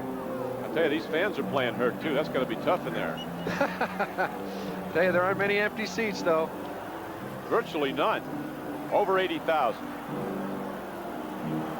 Cleveland Browns, Cleveland Stadium. What a history this place has. Great, great teams over the years. Place is rocked to the cheers of 80,000 Cleveland fans so many Sundays. 3rd down and 2, I'm sure. Oakland has discussed whether to go for 2 plays or 1. Van Egan takes it into the end zone. Touchdown, Oakland Raiders, and the football game is tied with 18 seconds to play in the first half. Great movement, Don, by Mickey Marvin and Henry Lawrence. Those 2 guys moved the defense of the Browns a yard and a half back, and that's the only way you're going to gain any yardage today. Get your offensive linemen to do their job, because nobody can bowl anybody over. Excellent play. Number 70, number 65. Get the defenders on the ground, allow the back to go over the top. So now Chris Barr comes out. He had an excellent playoff game against Houston. Chris Barr, 3 for 3 in extra points, 2 for 2 in field goals in his first playoff game ever last week. I think it'll be a little easier for a sideline to get the ball up in this weather. We'll see. Might break his foot, but I think he can get it up. Bob Chandler holds. The extra point is up and right down the middle. So Chris Barr delivers, and it is now an Oakland Raider lead 7-6 with 18 seconds left to play in the first half. Don, give credit to Jim Plunkett. That was a beautifully conceived drive. He did things in very difficult conditions, threw the ball where it had to be thrown. Chandler came down with 1 great catch, but he put the ball around the infield, threw it to the areas that were open. As a result, put on about a 65-yard drive, and they got a touchdown right after an interception. That's the change in Jim Plunkett. You know, earlier he used to get his dauber down a little bit, wouldn't come right back. Winning 10 out of 12 games that he's played in the latter part of the season this year, I think has really given him a lot of confidence, and the Raiders have a lot in him. They do. He came in as a free agent, 78. 64-yard drive, and watch Bob Chandler, one of the great holders in football, set it down gingerly, and Barr bangs it. That comes into play today, doesn't it? The Raiders break the tie, a 64-yard drive, 14 plays, Van Egan on the payoff end from a yard out. And the extra point by Chris Barr gives the Oakland Raiders a 7-6 lead with 18 seconds to play in the first half. Now Charles White, the Heisman Trophy winner a year ago from Southern California. The #1 draft choice of the Browns is in to return the kickoff along with Dino Hall. Hall gets the ball. Across the 20, right up the gut. He comes out to the 35-yard line on the fly. 14 seconds left to play in the half. Steve Sylvester was on the stop for the Raiders. Be very surprised, Don, if Oakland plays that man-to-man defense they've been playing throughout the first half now. They've got to put people back, take away the opportunity for a long gainer or a penalty, because you can bet Brian's going to heave it up there. Brian will be a pitch, and he comes out now. He'll be going home to San Diego next week to play the Chargers if the Browns advance to that game. Win or lose, I got to believe he'll be out there. Played at San Diego State. Brian Sipe. Computers aren't always right. He wasn't drafted until the 12th round. Brian Sipe on first down, stands in, throws long. Rucker gets the ball and is out of bounds at the 48-yard line. 8 seconds left. One more pitch. They've got to get it down to the 25-yard line, Don. They've got to get about 23 yards on this next play within 8 seconds. They've still got a timeout left. That would give Cockcroft a chance to change his luck a little bit. But anything over 40 yards, I relate to as utterly impossible. It has been for Cockcroft. He's really had his problems.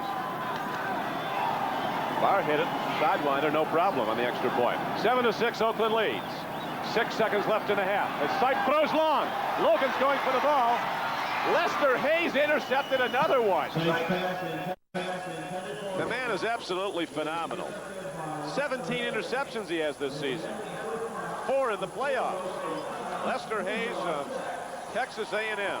He's playing the only way he should play at this time. He was playing 25 yards deep. They figure if we're going to have a go at it, let's try him again. See if he can come down with this one. Well, I know what I'd do with him, John. I'd put him on offense, too. Lester would be going both ways for me today because he can catch it better than anybody out there. He does pretty well just going the way he does. Here goes Logan down the field. You know he's not going to get behind Hayes. A lot of fellas be content just to bat it down, not Lester. Put another skin on the wall. So the Raiders rally back and take the lead. That's the end of the first half. With the score, the Oakland Raiders 7, the Cleveland Browns 6. Ram Tough Dodge pickup. New design for 1981. Built tougher than ever. With better mileage, galvanized steel in critical areas. Twice as much as last year. More than Ford or Chevy. Best EPA mileage estimates with automatic transmission. More than Ford or Chevy. New Dodge pickups go beyond tough. Dodge trucks are Ram tough. Dodge Ram 150 pickup prices start at $59.97. You know, I happen to tell my Allstate agent about how everything I have 2 of. Hi, Dad. Like 2 cars, he asked. Maybe Allstate's 2-car discount can save you money on insurance. I compared. Allstate saves me more. I can use the money. Noah, dinner. One wife. Compare. Allstate's multi-car discount may save you more money. You're in good hands with Allstate. And that's a promise from us, the good hands people. Draft 3.5 months away. Right now it is Oakland 7, Cleveland 6. The weather 1, as in 1 degree. With the wind chill, it's in the -30s. The second half of football to come from Cleveland. In college draft 3.5 months away. Right now it is Oakland 7, Cleveland 6. The weather 1, as in 1 degree. With the wind chill, it's in the -30s. The second half of football to come from Cleveland. Beezers and the Browns in the first half, each with 6 first downs. The Raiders culminating a 64-yard drive with a 1-yard touchdown run by Mark Van Eegen, and the subsequent extra point by Chris Barr have taken the lead 7-6 in the game. Don, the kicking game has been a big factor. So far, the Browns have had much better field position than the Raiders. The Raiders put together 1 good drive throughout the entire first half. It happened late. Other than that, they were totally nullified. And I think when you look at the passing stats, they give you an indication of the conditions that exist. Although they don't get much reception-wise, they've got to go upstairs because nobody can run one another off at the line of scrimmage. Plunkett hit 7 for 18. Brian Sipe perhaps had his worst statistical day of the year, 4 for 18. However, I don't think it will have any effect on what he's going to do in the second half. The receivers are going to have to find a way to come up with the ball when it's thrown. Browns are back out on the playing field, and so the 80,000 file back in. There is no relief from the cold. An amazing turnout, considering the weather conditions. That wind chill factor announced at 37 below zero. These people. People talk about the fact that, well, maybe they're used to it in Cleveland. Nobody's used to 37 below. That's when everyone stays in and looks at the snowfall on the ground. And no matter what sort of conditions do exist, these people are going to come out and watch their Browns win from their viewpoint. And if they have to tolerate the cold, the players can do it, so they're going to have a go at it also. Well, we're going to find out right now because the Browns are out and so are the Oakland Raiders. We're ready now for the opening kickoff of the third quarter. They gave them some extra time in the locker room at halftime because of the cold weather. I'm not sure that's good. Do you get warm in 15 minutes? But from this, you don't. Charles White, Dino Hall will be kickoff return man now for the Cleveland Browns. Chris Barr hit that very big extra point after Van Egan's 1-yard touchdown plunge. To give the Raiders the 1-point lead, has the ball teed up, ready to kick it off now to open the third quarter.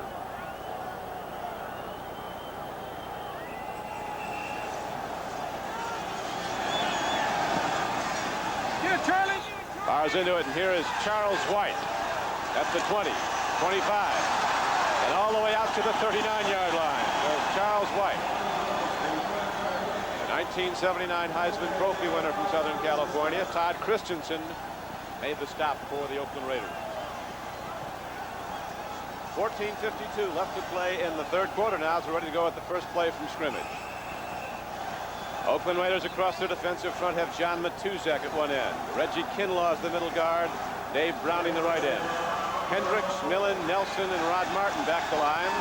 Lester Hayes and Dwayne Osteen at the corners. Mike Davis and Burgess Owens are the safeties. Brian Sipe setting up to throw on first down. Takes a look. Guns the ball down low. Did he get the ball? I think it was a one bouncer. They may give it to him, but it looked like a one bouncer from here. Ozzie Newsome is being credited with the reception, and the Raiders. That's a good break. You see Ozzie Newsome, who they've been trying to get to in the first half without any success, now gets in between the linebackers. You see the problem he's having coming into his pattern. Did that hit the ground or did it hit his hands? We know it bounced into his chest, but he might have had his hands underneath. 1st and 10.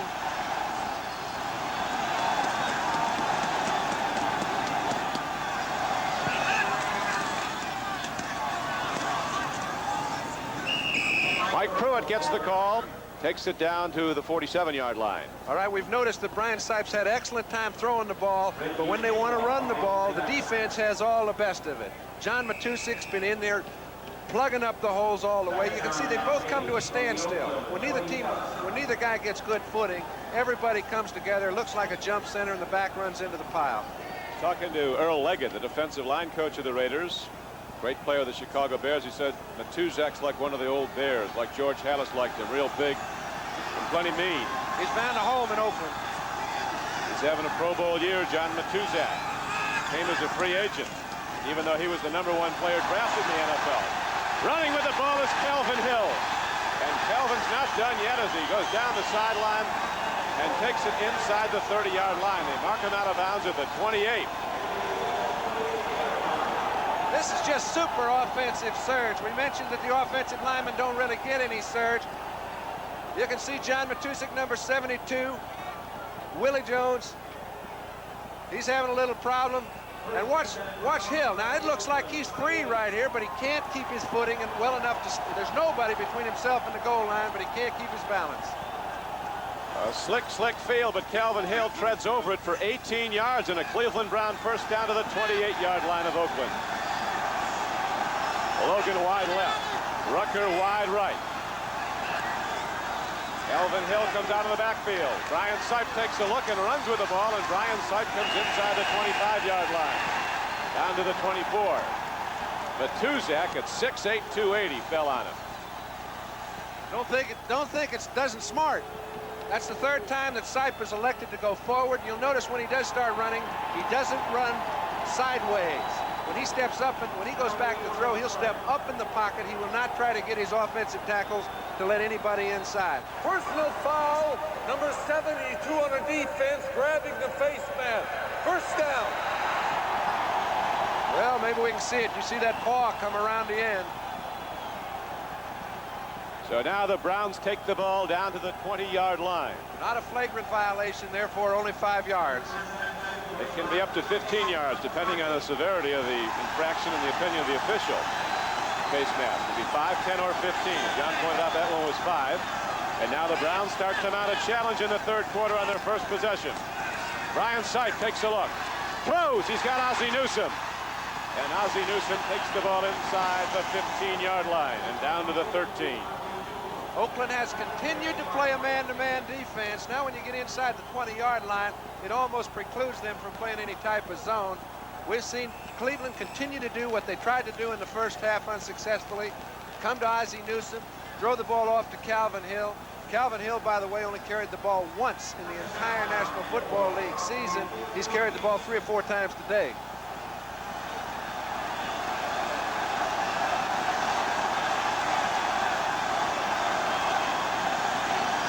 Second down and 4 for the Cleveland Browns. 13-yard line of Oakland. Pruitt, quick hitter. Didn't get much. Maybe a yard. That was all. Reggie Kinlaw, one of the quickest middle guards in pro football. Only 240 pounds, but he's so tough to block. One of the 42 Oklahoma players in the NFL. 2nd and 5 is a natural run-pass situation under normal conditions. Today, my pick is it's a throw-in situation. That is an interesting point, John. The strategy's completely changed. Defenses looking for a pass in a particular area. Everything goes out the window. Now you're not quite sure what anybody's going to do on offense, particularly an innovative quarterback like Brian Sipe. 3rd down and 3 now. 3rd and 3 for the Browns. Big down. Sipe is looking. Throwing to Logan. And Dwayne Osteen is right with them. They both head up into a snowbank. Good footing. The defense is all at the worst of it. Bad footing. One-on-one. Osteen and Logan. It looks for a sure thing. It's a perfect setup for a touchdown throw. Logan could not get his footing, could not come out of his pattern, could not get close to the ball. So now it's 4th down, and Don Cockcroft will try again. You'll recall in the first half he missed 2 field goal attempts and an extra point. Paul McDonald will hold.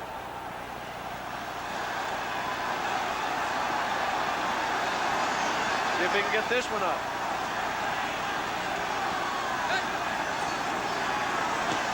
He got it up. Don Cockcroft drills it down the middle, and the Cleveland Browns take the lead. It's 9-7 Cleveland with 11:29 left to play in the 3rd quarter. So they've got something to cheer about once again in Cleveland, and the Browns will be kicking off when we come back. Hey, see y'all down the road, Jack. If you're gonna move your family, you can save a lot of money by renting a truck. Moving yourself, and you might as well rent a real truck. A Ryder. Ryder isn't famous for renting cars, beep, beep, little trailers. Ryder's famous for trucks. Road drivers will tell you that. Okay, King of the Road. Just hold the lamp. Hey, see you down the road, Jack. Ryder, the best truck money can rent. It's your skin, baby, and I like it very, very smooth. That means a super close shave. So trust Noxzema, because you'll need all the soothing comfort you can get. Like I said, it's your skin, baby, and I like it very, very, very smooth. That feel good? For shaves this close, trust Noxzema. It's your skin, baby. Starting January 10th, college basketball's best battle it out in exciting regional action. See 5 of the top teams in the nation. Check local listings for the game in your area. We're back and set to go as Cockcroft hit the field goal that gave the Cleveland Browns a 9-7 lead with 11:29 left to play in the 3rd quarter. Sam Ratigliano and his Browns, champions of the AFC Central and in the playoffs for the first time since 1972. Cockcroft hits the ball downfield, hits it well. It's going to take a Cleveland hop. It is picked up by Arthur Whittington at the 20, 25, and the 30, and Arthur Whittington busts it right up the middle and takes the ball out to the 40. Don, I'll tell you what, the kicking game is such an instrumental part in both these clubs winning or losing. You'll notice the kicking game is really at a standstill. The ball is rock hard. They can't get it more than 35, 40 yards downfield. When they do, it gives the return team a chance to set things up. Both teams brought the kickoffs out to the 40-yard line. That gives their look at this guy. Maybe he doesn't know where he is. Not cold now, baby, but try it in the morning.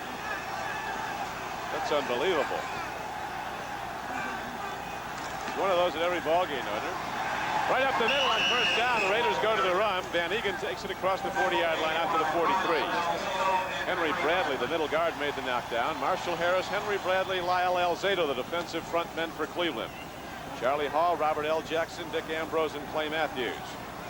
Some of the Browns get to the heated benches. Here's a man that doesn't very often come out of a football game. He started every ball game he's played for the Raiders. Gene Upshaw is coming off with a little bit of injury.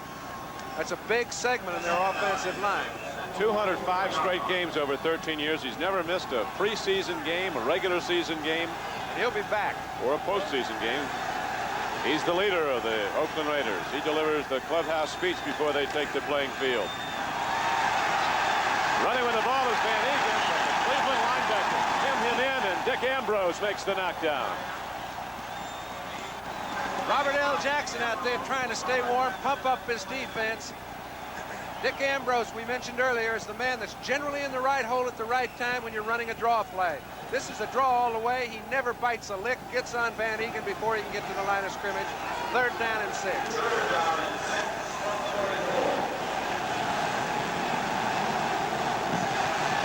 Upshaw's back. Didn't take long. One play, and Gene Upshaw is back in the lineup for the Oakland Raiders. Plunkett throws in the flat. Oh, no, Clarence Scott who almost intercepted the ball. And so 4th down now comes up for Oakland. The Cleveland Browns drop back their punt return, and Dino Hall goes back for the Browns. Very important segment of plays, Don, because you'll recall just before the half, the Raiders ran it right down the field with the wind. They are now going against the wind. It's a little bit more difficult to operate. They couldn't come up with much. Ray Guy standing back at his 30, and Dino Hall is back at the 11-yard line of Cleveland. His concern is not how far he kicks it, but that he catches it. You got to get first things first. He catches it, and he kicks it well. A high spiral. Dino Hall looks up in the sun, takes the ball, and heads upfield. Here's some blockers on a wall. Dino Hall rips it all the way down to the 36-yard line. Joe Campbell makes the stop for Oakland. 38-yard punt, a 16-yard return by Dino Hall. So the clock is stopped with 9:59 left to play in the 3rd quarter, and the Browns in the lead 9-7. Call this in Cleveland, and with good reason, as the Browns are in the lead 9-7. With a long way to go, 9:59 left to play in the game. The Oakland Raiders come in with a defense that plays very well against the run with those huge linebackers like Hendricks and Millett. And on long yardage, they'll go to 4 down linemen and 5 defensive backs. Oakland people will tell you this is the best Raider defense they've ever had. Ryan Seif looks into that defense now and throws over it, going for Rucker, and he is struck. Wayne Osteen gets it as he goes out of bounds. Again, the Raiders continue to play that man-to-man defense. He's trying to find an open receiver. The Raiders have not changed, and I don't think they have any reason to. They've been effective making Seif throw the ball down the field. You see, he gets a one-on-one situation. Rucker on Osteen. The ball didn't get there.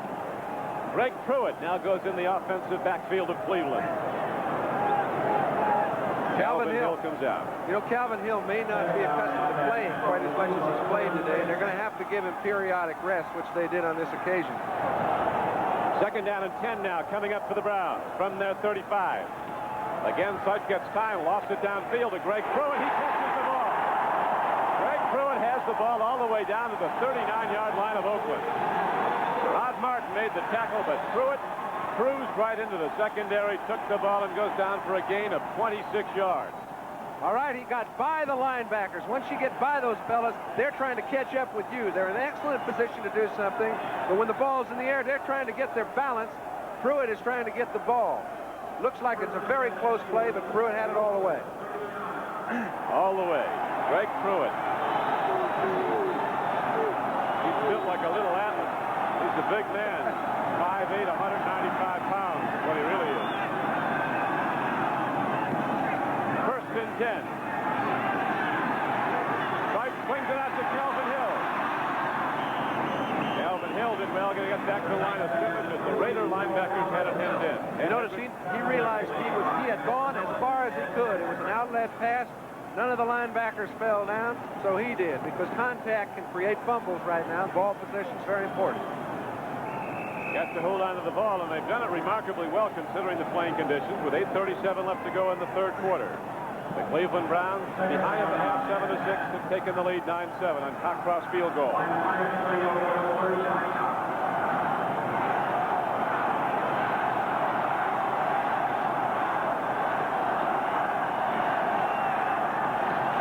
Second down and 10 now for the Browns.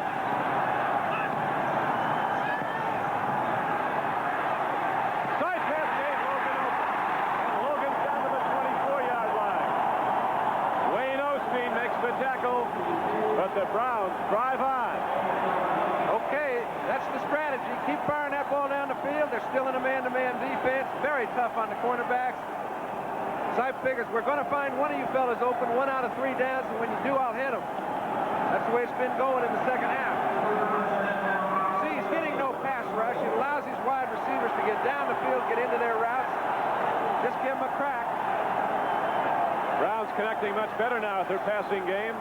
Sipe is getting the time, and the receivers are getting open. Here's Sipe throwing to the end zone. Reggie Rucker. Sipe trying to get a call down. Sipe was trying to get a call. He did. When he threw the ball, he thought there was interference. He thought there was contact about 9-10 yards down the field. You know, we see a lot more completions right now than we did early in the ball game, Don, and primarily because even though the conditions haven't improved, the receivers are getting more accustomed to them. And when you do get accustomed to them, you know how fast you can run your patterns, you know how long it's going to take you to come out of them, and you know that ball's going to be like a brick. It's not optimum to be catching a brick, but if you know how heavy it is, at least you've got a better chance. Cleveland Browns have allowed only 23 sacks of Brian Sipe all season long. They said the primary game plan was we had to protect him because it's going to take time for the receivers to get open against the bump and run defense of the Raiders. Swing pass to Greg Pruitt. And Pruitt's inside the 20. Well short of a first down. On a 2nd and 10 play, he got about 5. You know what's helped right now is Sipe has pretty good footing. The rest of the fellas are having a little trouble. As a result, he's getting good time. He's getting a lot of momentum on his ball. Put it out there in the flat to Greg Pruitt. Mike Davis is in a very difficult assignment. He's got somebody one-on-one all day long. Your strong safeties are generally the fellas that are real good forcemen and good tacklers, and coverage is secondary. Over 80,000 packing Cleveland Stadium as the Browns now come up 3rd down and 5. They lead the game 9-7. The blitz.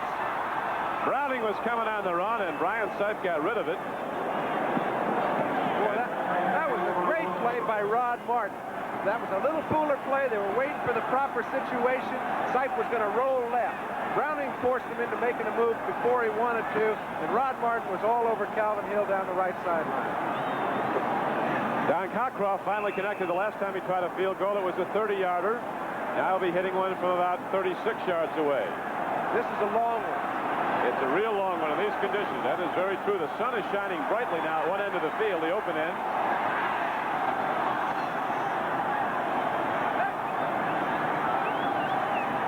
Fake. I think McDonald might have had a problem holding the ball. That's why he tried to do what he did with it. So the Raiders will take it over at their 28-yard line.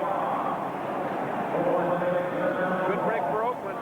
Look, you can see he never got a good handle on the ball. Cockcroft comes up late. This is not a design play. This is an automatic. It's like an audible. When you see something like this happen, it was not a good hand back. You just try to make the best out of a bad situation. At home, someone might think this is no time for a fake field goal, but you can see McDonald trying to get control of the ball against his leg. It was a relatively bad snap. He didn't get full control of it. This is an audible that happens whenever things go bad. You can see Cockcroft tried to help out where he could. All to no avail. Raiders 1st and 10 on their own 28. If he kept it there and Cockcroft kicked it, it would have been blocked then and probably knocked way back downfield. You bet. On 1st down and 10, Plunkett takes a look and he throws and kicks the connection out to the 33-yard line. Cliff Branch, first reception of the day, Don. They've been double teaming him. That time he cut underneath. That's the kind of pattern when your wide receivers do get balls. That's the kind of patterns I think they ought to run more of. Clean people out, run your wide receivers back underneath, see if you can't get them on the dead run. Very rare that a field goal or placement holder, John, wears gloves, but Paul McDonald's doing it today. You got it.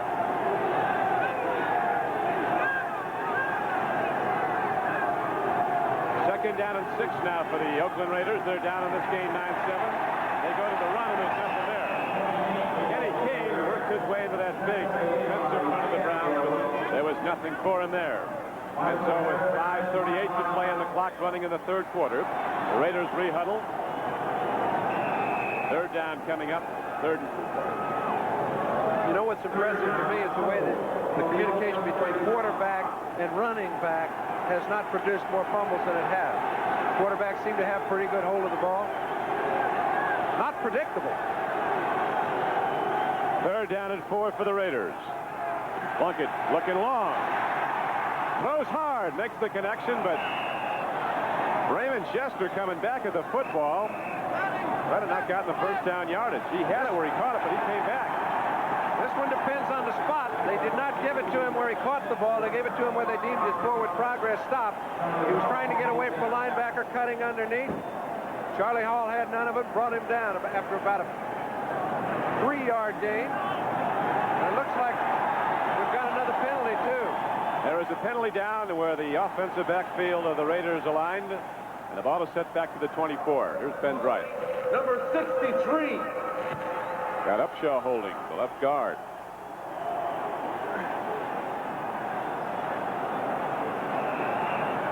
Art Shell and Gene Upshaw are going against a longtime adversary when he was with Denver, Lyle Alzado. Don, I agree with the call. It would have been 4th down and 1 yard to go. They'd rather have it 3rd down and 14. The course is open to throw the ball if they're trying to get a first down. Anything good could happen for either side. 3rd down and 15. Plunkett throwing long. Bob Chandler goes for the ball, but there's too much on it. And the Raiders will have to punt it back to Cleveland. Ron Bolton and Clarence Scott were on the coverage. But Chandler had room had the ball come down in his area. Yeah, that's easy to say, but from where Plunkett was throwing it, he really didn't have him as open as it appeared he was. When Chandler comes out of his pattern, it looks like he could have put the ball over the top and hit him, but Ron Bolton, number 28, is standing right in front of him where there was very little room to throw it. Ron Bolton has 2 interceptions today already, 1 for a touchdown. Cleveland's only touchdown of the game. He ran it back some 42 yards. Dino Hall is back now for punt return for Cleveland. You'll notice everyone has a little different combination. Guys wearing 1 glove on, 1 glove off.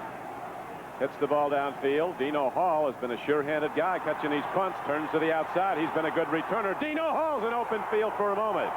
He shot across midfield and came inside the 45-yard line of Oakland, down to the 44. And Ray Guy kept that one from going all the way, pal.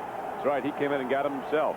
Well, you can see as it opens up how all the special team fellas are having so much trouble with their footing that if you get a wall formed, the guy's liable to go on forever. Guy makes the final play. They've got the ball with good field position. With Don Criqui and John Brody and Mike Adamle at the microphones, NBC's at Cleveland Stadium. The Oakland Raiders trailing the Cleveland Browns 9-7. 4:45 left to play in the 3rd quarter. As wide to the left comes Dave Logan, and wide to the right goes Reggie Rucker for Cleveland. The Browns with a 2-point lead. 4:45 to play 3rd quarter. First down for Cleveland. Brian Sipe throws over the middle. He's got Dave Logan open, and Logan has the ball inside the 25-yard line and down to the 23. Don, you can just see it at the line of scrimmage sometimes. When Sipe was calling an audible, he called it because he was one-on-one with Osteen again. He heard Sipe coming to the audible. He was leaning over, specifically interested in hearing what he was saying. It's a pattern one-on-one. He's got all the time in the world to develop his pattern. When he does so, Sipe throws it well.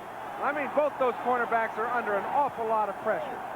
22-yard gain on the play. We mentioned how much time they have. You take a look at this offensive line. They're holding their ground.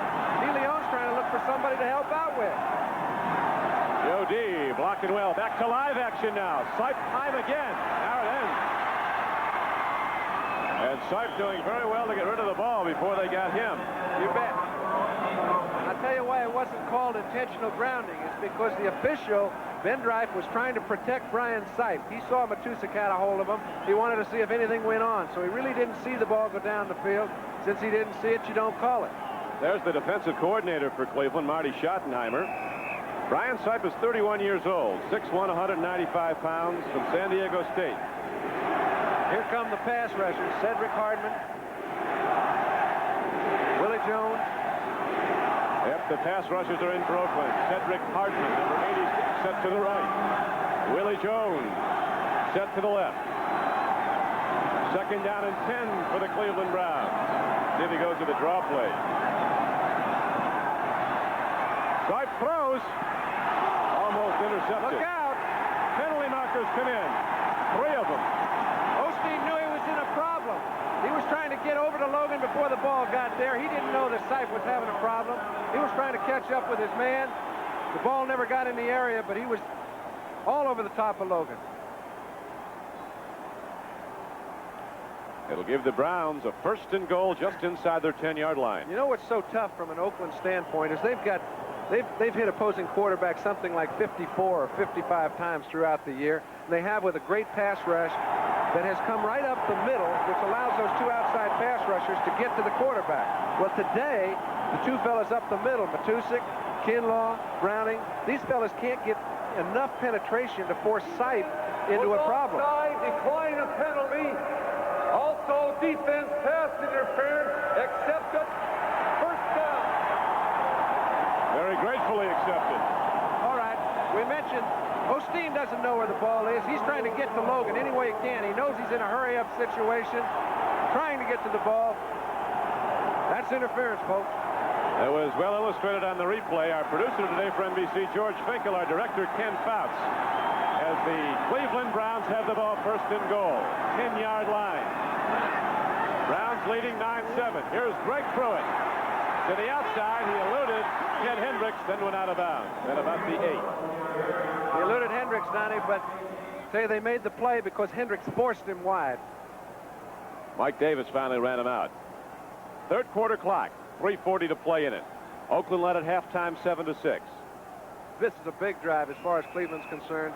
They've had the best of it throughout the ball game except for one drive that Oakland put together. If they don't score here, they've still kept Oakland within a touchdown. Now, momentum has a way of shifting throughout the course of an afternoon. They've got the wind at their backs right now. They've got to capitalize. Right now, they have it 2nd and goal at the 8-yard line, almost the 7. Rutgers man-to-man again out here on the corner. Fumble. A fumble it was, and Brian Sipe, he'll dive into that buzzsaw every time looking for the loose ball. Might have come back up with it. If he didn't, Joe DeLamielleure did. I think Sipe did get it because he had pretty good footing. When he lost it, you'll see he just got the ball touched. It looked like Hendricks was going backwards, touched him with his long arm. Sipe did a great job to get to it along with DeLamielleure. A lot of contact in that area. A lot of those deals with a separated shoulder very easily. There's the array of footwear. They've been trying everything possible on a frozen field here in Cleveland. Whatever they're working with now, it's going a lot better because people are running their routes well. And Brian Sipe and the Cleveland Browns now have a 3rd down and goal from the 12-yard line. Sipe looks, he throws. Logan had it and lost it. Double team coverage on Dave Logan. Burgess Owen, the free safety, and Dwayne Osteen. Burgess Owens has had his work full, too. He's trying to cover the middle. When you're a free safety without any footing, we see Logan beats Osteen inside, okay? Osteen's trying to recover. That's Burgess Owens who's slipping and sliding all over in the end zone. That could have been a touchdown except for pretty good recovery. That's ice down at that end. And that's what they fell on, and hard. We've had 2 players go into the locker room with concussions because of the fall when they hit the ground. It looks like that's what happened to Osteen on that play. Don Cockcroft. See what he was like in the regular season. No problem for the most part between 30 and 39 yards, but there's been one today. He does have a 30-yarder to his credit. It's been the difference in this game as the Cleveland Browns have come from behind, and they lead it 9-7. And the winner of this game, of course, will go to San Diego next Sunday to play the San Diego Chargers in the American Football Conference Championship game. Start time on NBC is at 4:30 with NFL 80. Dwayne Osteen goes off the playing field. The Raider pass secondary really improved when Dwayne Osteen took the starter job from Monty Jackson. Osteen is a 3rd-year player from San Jose State. Cockcroft setting up for another 30-yard try. You recall the last attempt, the hold didn't work. Paul McDonald had a run with the ball.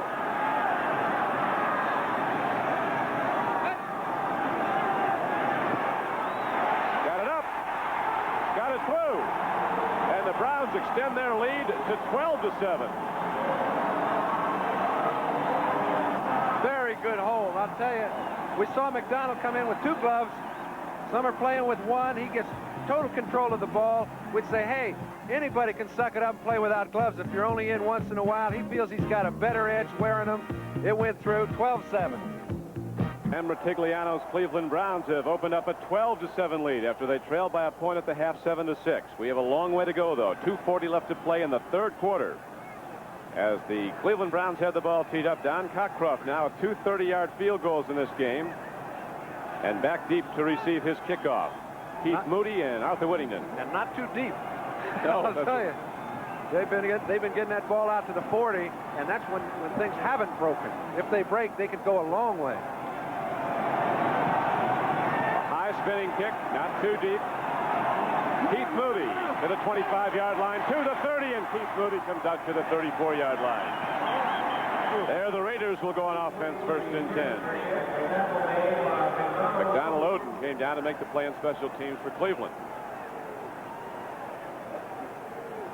Let's keep in mind, Don, the Browns have really controlled the football offensively as far as this game's gone. It's still leaving the Raiders within 5 points. In 3 minutes, little less than 3 minutes, as we're getting down to the end of the third quarter, they reverse ends, and the wind is going with the offense. Less than 2,000 no-shows at today's game. Jim Plunkett takes a look, throws, and it's almost taken in by Cliff Branch coming back at the ball, but he lost it. Branch was running the deep patterns earlier. Now he's been going out 20 yards a lot of times and coming back at the ball. Sure, he ran deep, and then he came back at the ball, Don, but it's so hard to run that type of pattern. You see Ambrose is getting way back in the area. Branch is trying to come all the way back to make a fine reception for an 8-yard gain. But remember, when Ambrose is that deep, you just lay it off to a back, he can pick up the same yardage. Jim Plunkett has thrown 22 times, has completed 8 for 75 yards. And intercepted twice, and he fumbled once, dropping the pass. Kenny King was way downfield for the Oakland Raiders. Clinton Burrell was the closest to the ball when it came in on the 1-hop. And so the third quarter clock now is stopped with 2:14 to play. And the Browns in the lead 12-7. Last time they played, last December of 79, a year ago December. Oakland won that game 19-14.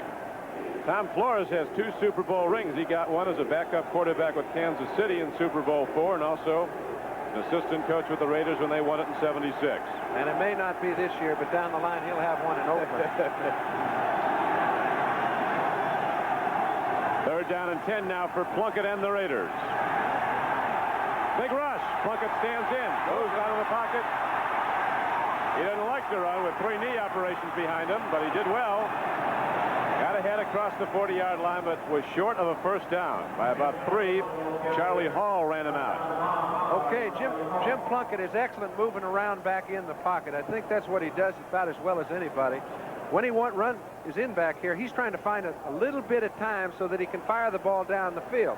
Now he comes up, he makes his move out to the side. When he stutters here, he's given no edge to himself. He had a chance to pick it up. He comes out about a yard short, and Oakland's going to punt it on 4th down.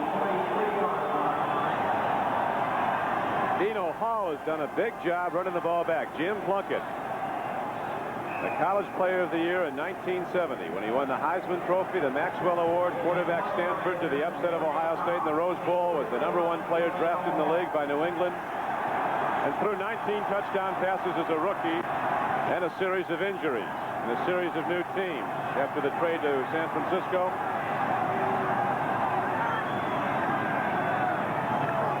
Ray Guy steps into the ball and hits it hard.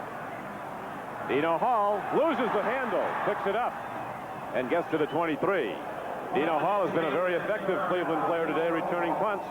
Now the Browns come out with 1:53 to play in the third quarter. That's a heated bench. These were hauled in from Philadelphia. The Eagles were using them yesterday. Still not warm enough. No empty spaces on that hot bench, though, either side. Those seats are at a premium. Handoff goes up the middle. Ball taken to the 26-yard line by Mike Pruitt. And a marker is down. There's been very few of those, really, though, John. Well, that was obvious. That was motion on the ball carrier. He got started just a little bit before the snap of the ball. I'm amazed that there have been as few penalties as there have been called, Don, because you can do anything wrong and not even know why out here today. Mike Pruitt caught standing on start and rocking on go. With 1:44 left to play in the third quarter, a penalty is assessed against the Cleveland Browns. The ball is set back to the 21-yard line. The Browns were the most penalized team in the NFL. 43 on the offense. That is the first penalty of this day on Cleveland, though. Greg Pruitt and Mike Pruitt are the offensive backs for Cleveland. There you go, John. It's awful nice. I think Sipes the guy. Sipes has been the guy this year and this day so far for Cleveland. Browns leading the game 9-7.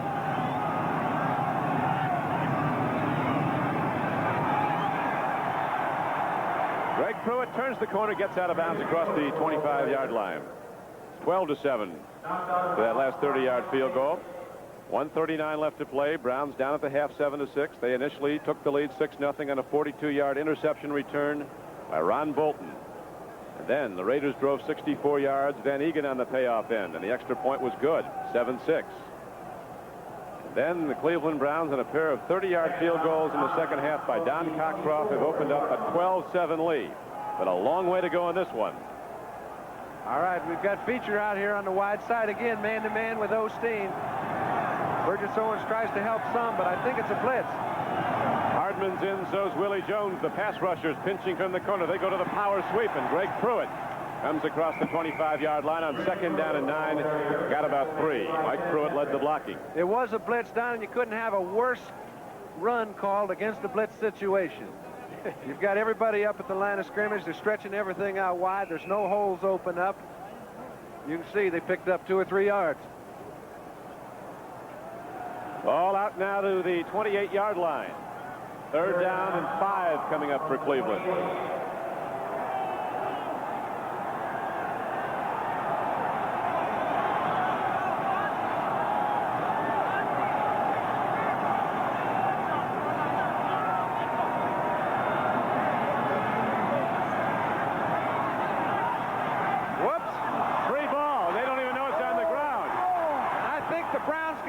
Possession of it.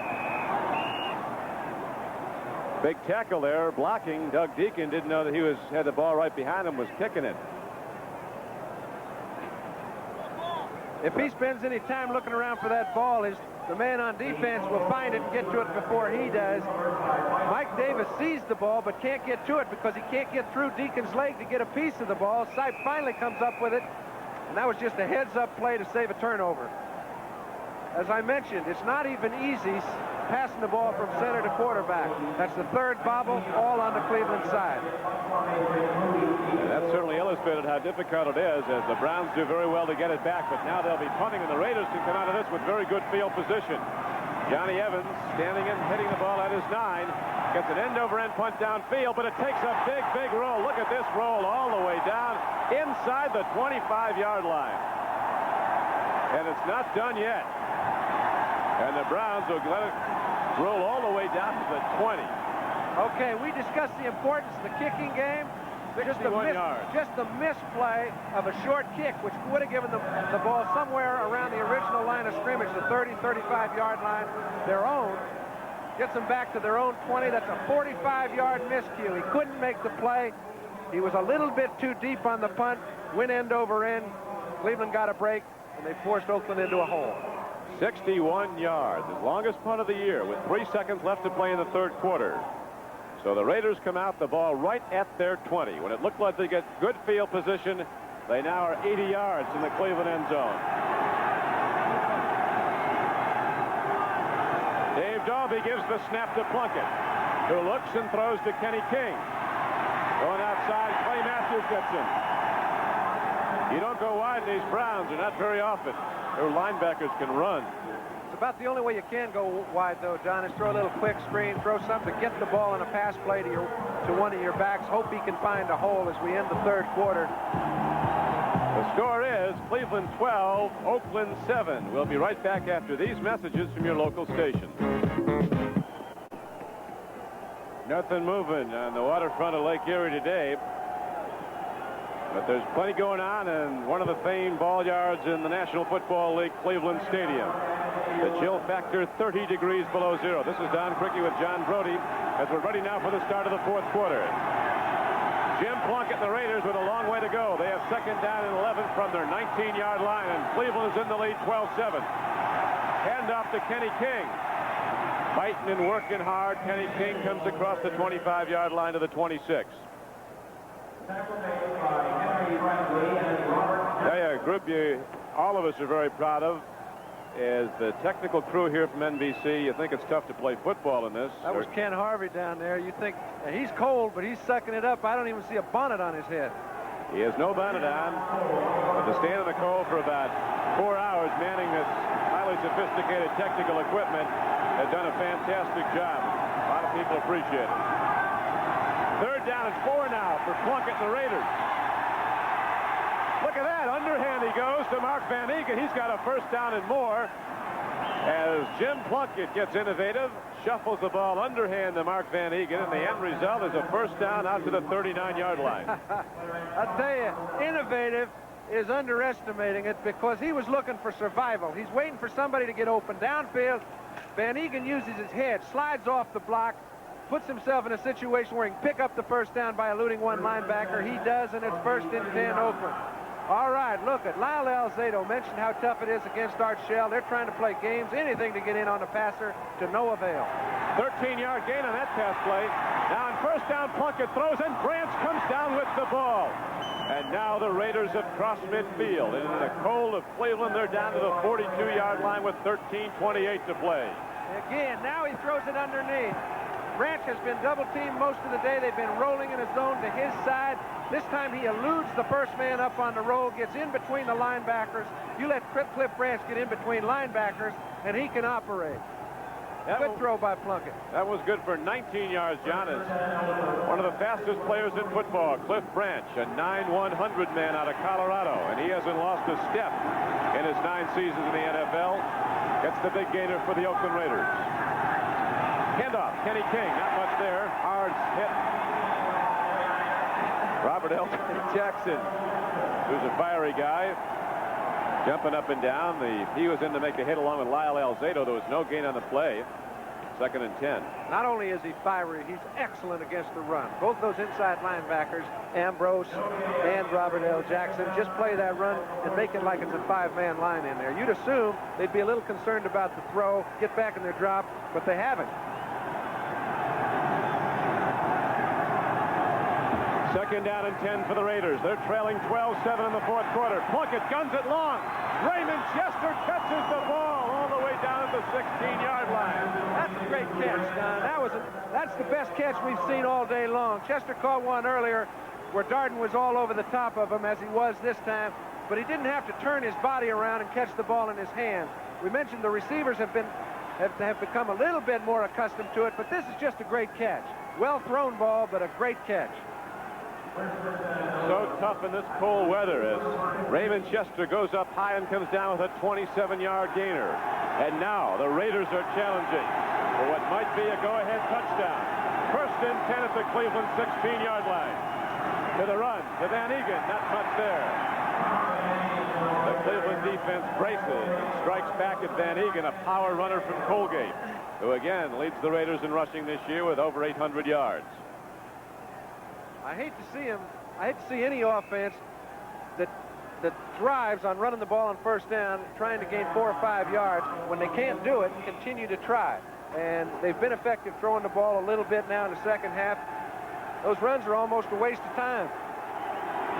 Alzado's out. Let's see if they start pitching now. Elvis Franks, a pass rusher's in. Plunkett's looking to throw. Firing. Raymond Chester, a hand on the ball at the goal line. It's going to be 3rd down and 9 for the Raiders now. This is the way the secondary sees it. And I'll tell you what, the vulnerable area right now, because the footing is better, is in the middle of the field. Plunk's lined up. He sees Raymond Chester. Would have been a great catch. Very tough conditions. Clarence Scott's a step behind. The ball's thrown a little high. Very seldom you see it that uncongested in the middle of the field. 3rd and 9 now, so if the Raiders can't make this one go, they'll be sending out their place kicker, Chris Barr. Cleveland's leading 12-7 in the 4th quarter, 10:54 to play. Got him jumping offside. Plunkett sacked On a blitz by Clarence Scott, but there are penalty markers down at the line of scrimmage. Browns all left early, but they might have been drawn off. Nat Millen signaling. They might have been, but I doubt it that time. It looked to me like two of the... On the sideline, Millen is signaling. Now he gets his information. It's against Cleveland, but he's right. That was a blitz. They were trying to get to Plunkett quick. When you've got a blitz called on a day like this, you better get to the quarterback quick. Ben Wright, the referee. Defense offside. The whole defense. So the Raiders are beneficiaries of that penalty instead of Plunkett getting sacked for a big loss. It's now 3rd down and about 3. Tom Flores down there looks like it's just another day at the plant for him, but I think a lot's going on inside. I'm sure he's churning inside, but he is a very stoic figure on the sideline, shows virtually no emotion.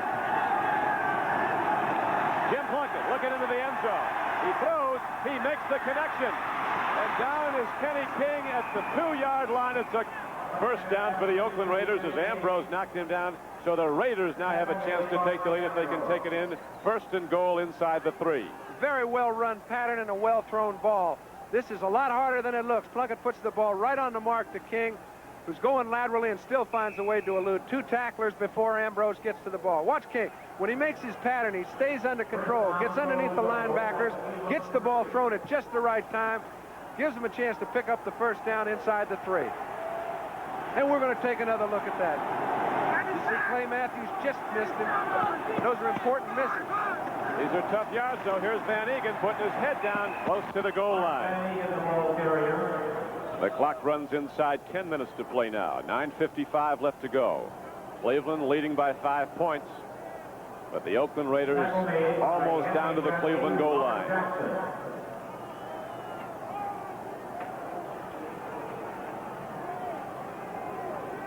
Just about on the 1-yard line, Don. That's a big play on first down if you pick up 2 yards.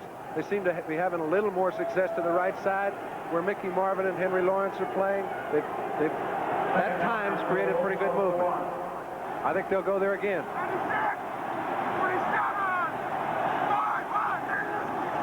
Van Egan. No signal. He didn't get there. The Browns hold again. Their defensive line stops the run again, and now it'll be 3rd down and goal.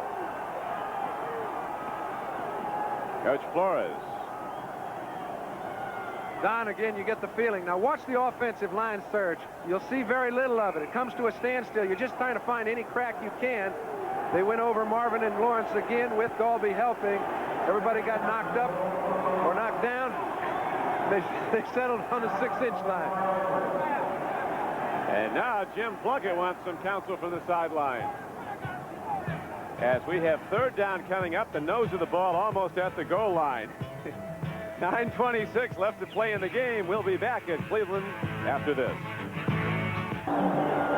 Nose of the ball almost at the Cleveland goal line in the 4th quarter. 9:26 to play in the game.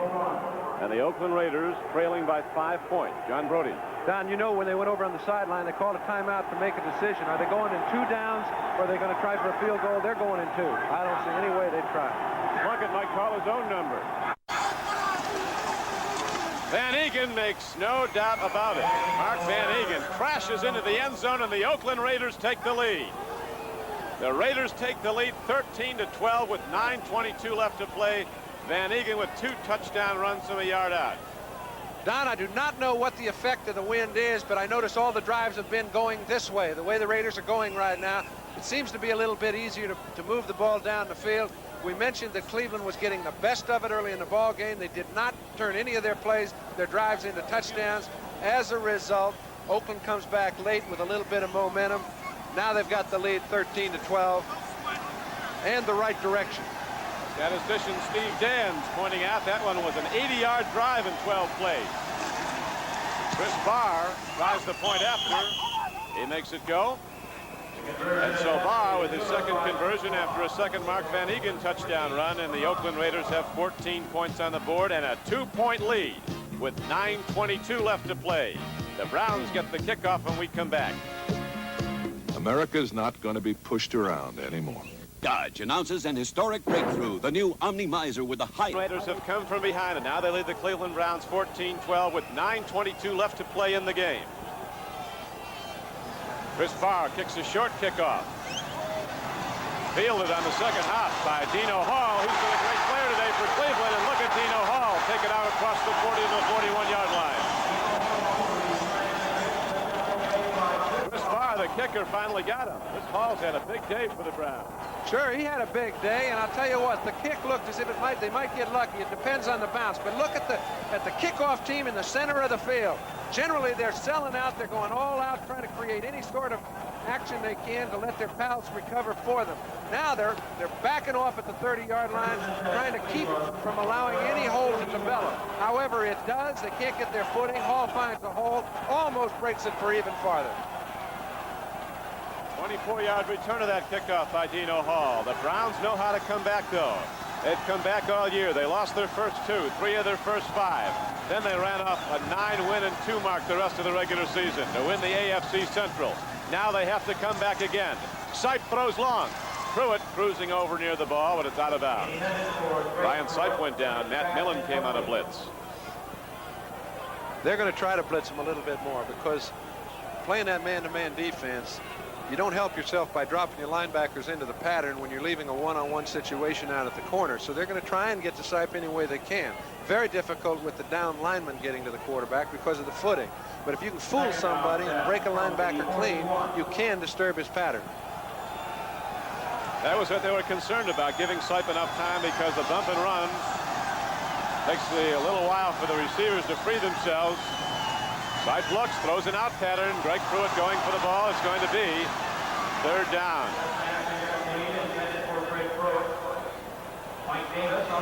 For some reason, it seems to be a bit harder throwing the ball into the wind. Not that it always isn't a little bit harder, but the wind doesn't appear to be as big a factor if you look at the flags and the way they're blowing as it is in the production. Neither team's moved the ball very well, going from left to right.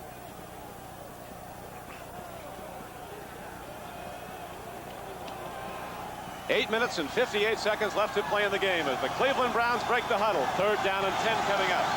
Cleveland now trailing 14-12. Blitz, Sipe stands in, he throws. Rucker goes high, but it's incomplete at the 40. And Cleveland must punt the ball back to the Oakland Raiders. You know it's going to be a blitz situation, Don. Hendricks is fiddling around at the line of scrimmage. He tries to find an opening, creates a little bit of movement, but they pick it up pretty well. Mike Pruitt stays in there, takes him out of the play, but they couldn't get anybody loose downfield. You remember Johnny Evans' last punt with the big roll, 61 yards. His longest of the season. And Raiders have a couple of guys back now. Ira Matthews is back along with Keith Moody.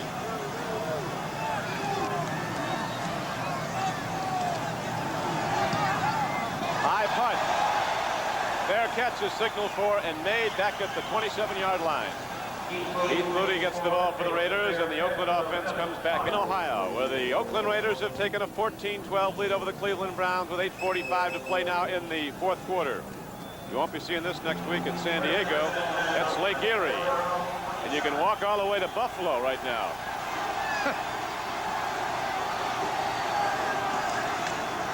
Handoff. Kenny King to the 31-yard line. Good gain on a 1st and 10 run. He got to the 31-yard line. Gain of almost 5. Robert L. Jackson and Lyle Elzner were on the tackle.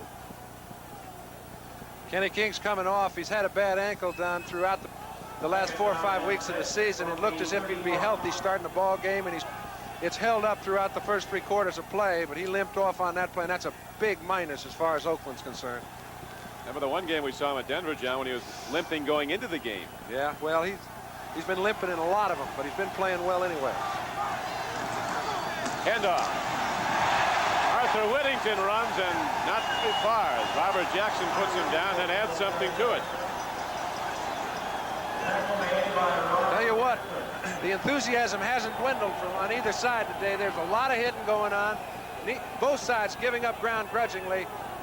I don't think the ground's the place to travel today. Kenny King, who averaged 8 yards a run as a senior at Oklahoma, and it's been a big factor in Oakland's success this year, going off One of about 8 acquisitions. That's all. Clock is running with 7:30 left to play in the game. 3rd down and 6. Plunkett stands in, swings it out, and Arthur Whittington has the ball. And the Raiders have a 1st down out to the 42-yard line. Charlie Hall makes the knockdown. You just see them every time they throw that ball to their backs on little crossing patterns, against the grain patterns. They get the linebackers in their deep drop. It's a gimme. We saw him throw it to King on a 3rd down situation on their way in for a touchdown. Now we see him get their backers back, throw it to Whittington underneath. He picks up a 1st down. That's when it's tough for the defense to operate. It's tough for everybody to operate today in a frozen playing field. They're doing remarkably well. Van Egan on a 1st down carry gets nothing. Eric Jensen in the game. In my opinion, I don't think Cleveland respects the throw on 1st down. They know that Oakland's tendency is to run the ball every time they have a 1st down, unless they throw it deep. Well, you can see Andros is jumping in that hole again, as he's done all afternoon, and it's almost impossible to blow people out of there. Clock continues to run, 6:20 to go. 6:20 to play in the game. The Raiders holding to a 2-point lead, have it 2nd down and over 10. Lost about a half yard. Plunkett getting more time, looking to run. He's going to get hammered. And coming up to get him is Elvis Franks, a rookie from Moorhead State.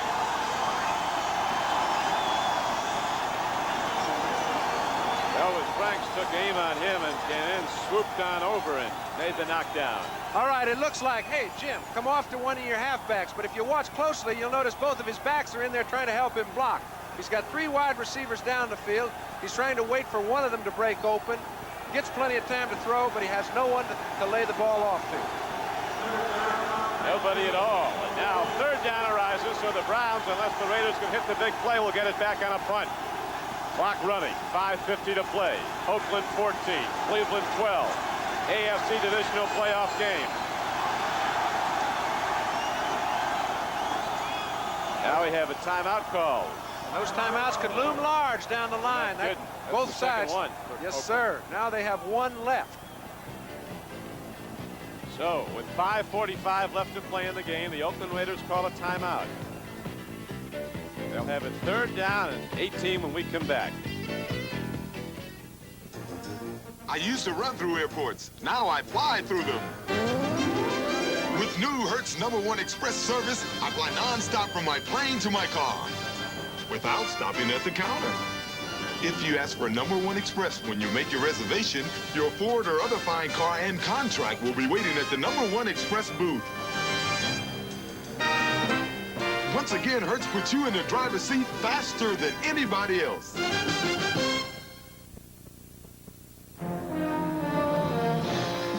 Trail boss on a cattle drive. You put in long days under the big sky, and when the work's over, you head for the mountains. Bush. Head for the beer that goes down smooth as a mountain stream. Brewed the natural way, so it's always as smooth as its name. Bush.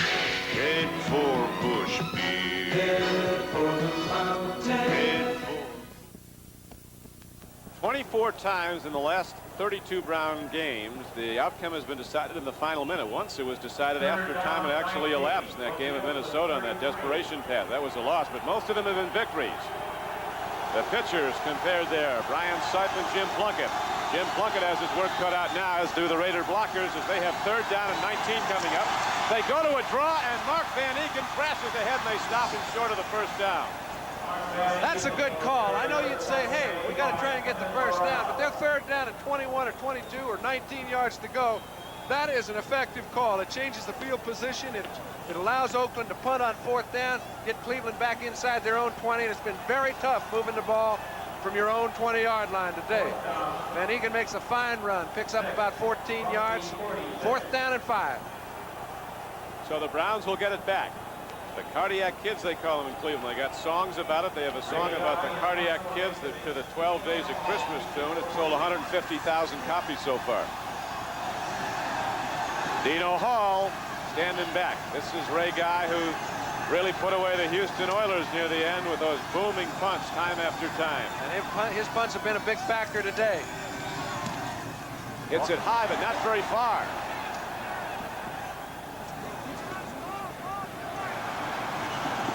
He's got to talk to Johnny Evans. Evans gets his to take a big hop. It's like playing in an ice cone with a 150-degree compression ball. It just doesn't come off your foot. Not very well. It hasn't come off the feet today. Next Sunday, January 11th, the San Diego Chargers meet the winner of today's game for the AFC Championship. And of course, the winner of that goes on to defend the AFC in the Super Bowl, where 7 of the last 9 champions have been American Conference teams. NBC's coverage begins at 4:30 with NFL 80. Join host Brian Gumbel for an inside look at the AFC Championship game. And then the matchup at San Diego. The Chargers, the home team. The victor here will be the visiting team. And with the Raiders up 14-12, the Browns have a long way to go and not a whole lot of time remaining. But they got a whole lot of enthusiasm existing in the stands. They've stood up right now. They know the game is getting underway. 4:39 left to play. Brian Sipe calls his own number. Takes off. He's not. Oh, a free football. A free ball. Lester Hayes again goes up in the air about 10 feet, so that means the Raiders have the ball. Don, you just know there's a chance of a turnover when a quarterback has to run the ball and cannot find an area to get out of bounds. 3 or 4 times in a ball game, if you get away with it, you're fortunate. Here comes Hendricks trying to put some pressure on Sipe. Henry Shepard has him patrolled. The problem was Reggie Rucker fell down just as Sipe was trying to hit him. That's the only option he had left, and that ball went popping. Burgess Owens, who came to the Raiders for a 6th-round draft choice from the Jets, where he'd twice been a Pro Bowl player. I don't know who hit him, but there was quite a collision in there.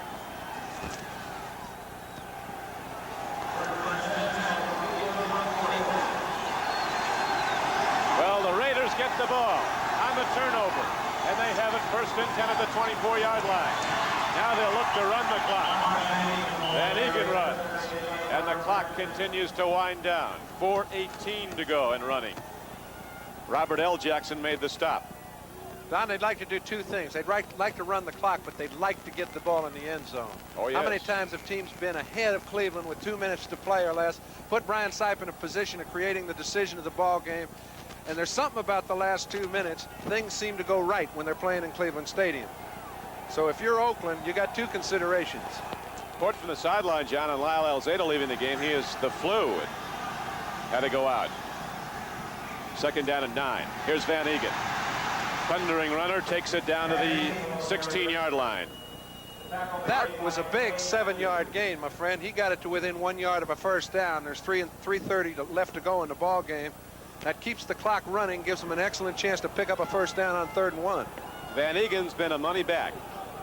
He said he might be unknown in certain places, but he knows he's not underrated in the National Football League. For 5 straight years, he's been the leading rusher for the Oakland Raiders, a number 3 draft pick back in '74 out of Colgate.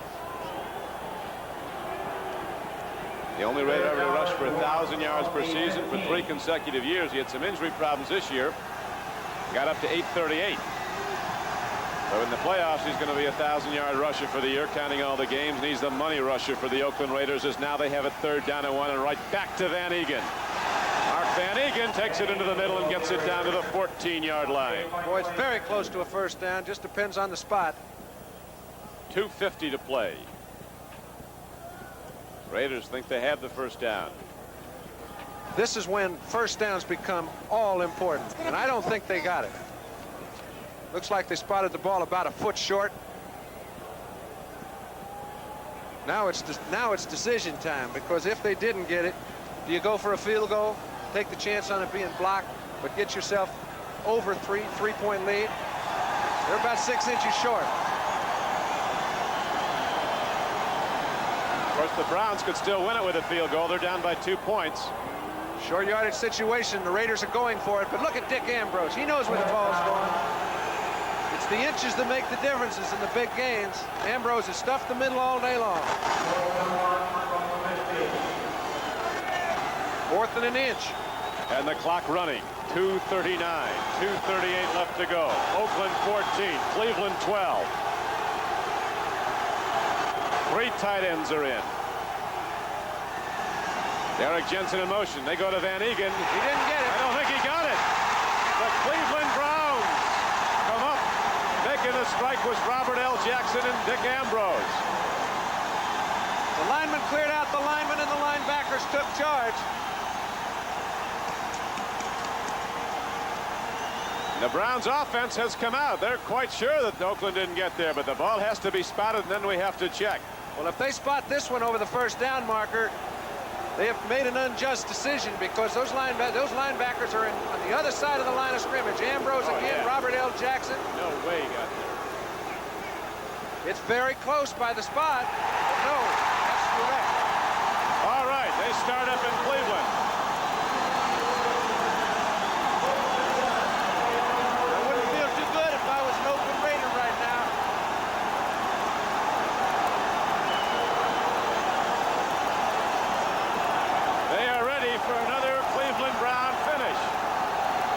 And all seatbelts.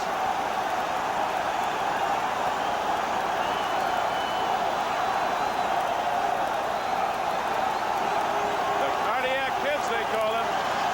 They will give you those heart palpitations. Fasten all seatbelts. Here we go. Down the stretch. The Cleveland Browns with 2:20 to play. Brian Sipe takes a look. Throws it downfield, incomplete. Came in on the one hop. It'll be 2nd down and 10. He was going to Reggie Rucker. And the game clock is down to 2:17. We've mentioned what a difficult job both cornerbacks have had all day long. Dwayne Osteen and Lester Hayes. They've been put in one-on-one situations all day. Go along with Mike Davis. Now they're in a 5-back defense. But these fellas have had to play those wide receivers for Cleveland man-to-man all day long. Sipes had plenty of time to throw. Whatever way it goes, it's been a heck of a performance on their part.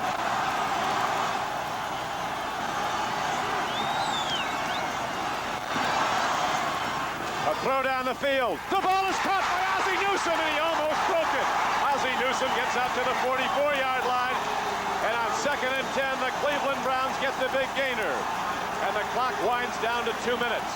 Don, anybody can fall down in conditions like this, but watch Sipe hang in there. You talk about great quarterbacks. He got absolutely level, but still had an ability to get the ball off down the field to Ozzie Newsome. Cleveland, Ohio, but the heat's on now. 2 minutes left to play, and the Cleveland Browns on a 29-yard pass play have the ball out to the 43-yard line. John, what about the strategy of Oakland? Okay, you can say, why didn't they go for the field goal? They were not automatic. They've made about less than 40% of those tries. They know if they can keep the ball, they can then run out the clock. If not, they have to kick off. Field position would have been good. Cleveland still has to score. They had to move it just as far to kick a field goal as they would have had to make a touchdown. Sipe lets it go long and overthrows Greg Pruitt. You know, so often, Don, you get into strategy situations and you don't take the field conditions into effect. It would have been a very safe choice for Flores to say, okay, kick the field goal, and then we're taking the safe way out. We can grab ourselves a 5-point lead, which wasn't automatic. But if we can make 1 inch, we can gain control of the ball, run the clock down, and then we'll put the icing on the cake. I'd say it would have been easier to pick up an inch than kick a field goal in that situation, so I've got to agree with it no matter which way it comes out. 1:54 left to play. 1:54 left to go. The Cleveland Browns come out. 2nd down and 10 at their 43. And they trail 14-12. Sipe hemmed in, grabbed by Big Bear John Matuzak. They blew it dead at the 45, so it's going to be 3rd down and about 9 now. I would expect them to call a timeout. They've got 3 remaining. That's 2 of them. They do. 1:48 left to play, and the Cleveland Browns signal for and are allotted a timeout. You know, Don, so many times the team will ask, and I've mentioned that Oakland has been playing bump and run, man-to-man defense all afternoon. It's the personality of Oakland to do that. Lester Hayes is one of the few fellas that can nullify a receiver in a bump and run and still be quick enough to catch up with the ball after it's thrown. And for them to go in a zone at this point would be totally against their personality and make it very tough. They're still keeping a free safety back there. They figure that's the way to operate. They didn't take a timeout. 1:24 left to go. 3rd down and 10. Sipe throws. Incomplete. But there's a penalty marker down. And it'll be a 1st down for the Cleveland Browns at the 44-yard line. Reggie Rucker was interfered with. You can see the 2 officials saw the play simultaneously. One of them thought it was a penalty, one of them didn't. The flag was thrown. He had a perfect angle on the play. Looked to me as if Osteen got away with a little something. Those fellas are watching close.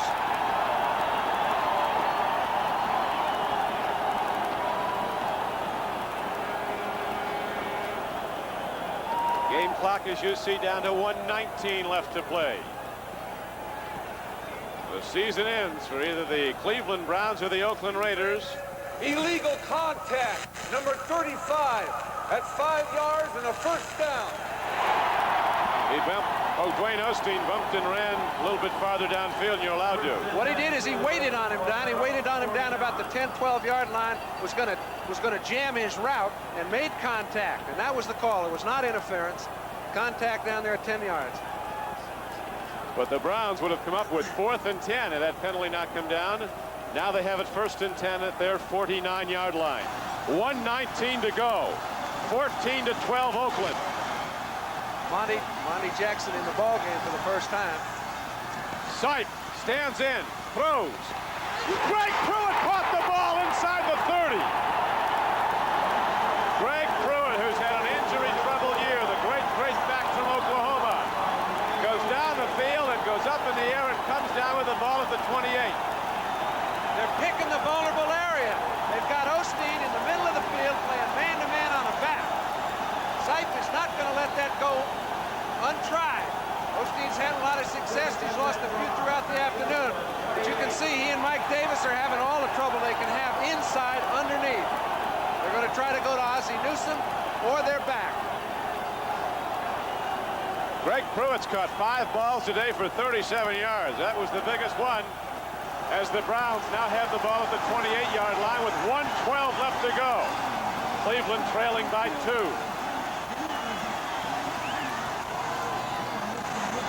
Sipe looks at a blitz, lofts the ball up.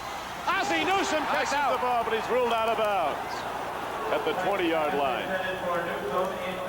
And the game clock is down to 1:06 to play. And something. It is. It's almost expected. When you see the Browns with the ball at home with 2 minutes to play, this game is just getting underway.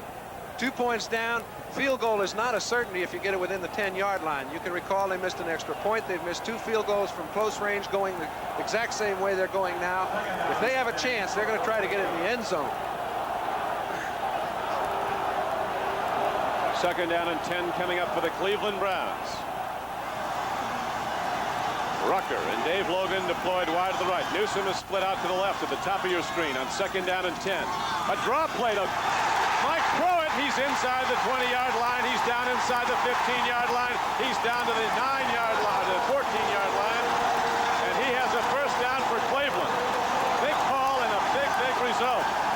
They call timeout. They've still got 2 left, though. 56 seconds left to play. What do? You run the ball in the line and think Cockriff can go down the field, kick it from 30 yards. They've got 2 timeouts left, but really, Don, in my opinion, they better try and score it. Sipe will throw it in the cheap seats if anybody's covered, but I think it's easier to complete a pass than it would be to convert a field goal.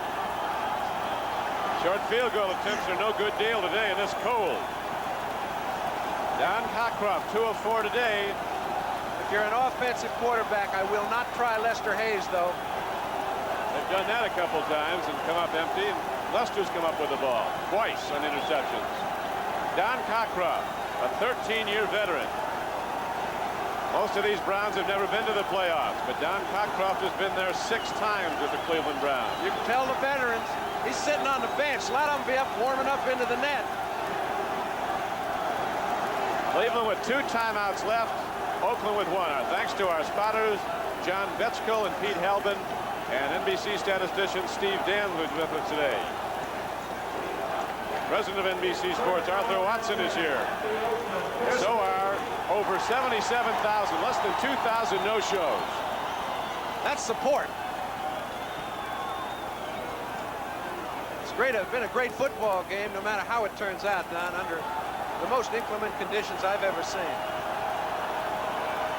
Been a lot of great plays in very adverse conditions. That's true. Now it's 1st and 10 for Cleveland. Back to the run. This time Oakland's looking for it. Brian Sipe signals for and gets a timeout with 49 seconds to play. Mike Pruitt carried the ball. I think the last time they called timeout, they came over discussed and said, let's see if we can break a draw on 1st down.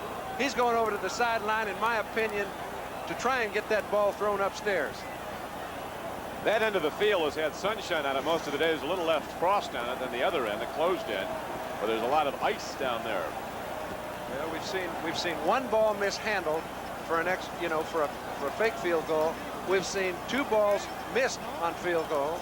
We've seen an extra point hit the uprights, and I haven't seen anything go through down there.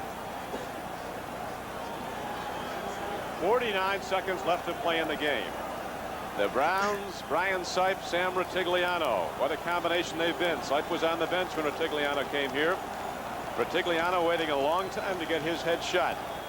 Peter Hadhazy, the general manager of the Cleveland Browns, told Art Modell when he was interviewing for coaches, he said, save yourself a lot of time interviewing. Talk to Rutigliano first. I think he's your guy. Yep. All right. They've got Cleo Miller in the ball game for the first time in quite a while. He's an excellent blocker, and that's why they've got him, so I don't expect him to throw the ball. I'm sure the discussion took place. Sam's elected to get as much as he can on the ground, I believe. Right up the middle. 49 seconds to go. Wrong. Into the end zone. Was it intercepted? I think Oakland got it. Oakland intercepted the ball. Michael Davis is the man that picked it off. That's just a great play at a very critical time. It even looked like Newsome might have come up with it. The Raiders didn't believe it for about 5 or 10 seconds. It was a one-handed stab. He was one-on-one with Ozzie Newsome. How he came up with that ball is a miracle. 41 seconds left and the Raiders intercept. And they might have iced this one, no pun intended. Newsome he thinks the ball's going to get to him. Okay, here's Davis. All day long, he's been one-on-one with a free safety, but so what? You're not going to get that much help because he can't get started. Newsome's trying to run his pattern. Davis cuts in front of him, picks the ball off. That's just a fantastic interception. It really was. Mike Davis intercepts. Lester Hayes had 2 earlier. And 41 seconds are now separating the Oakland Raiders from the AFC Championship game next Sunday at San Diego. 37 seconds left, 36. Browns call a timeout. 36 seconds left to play.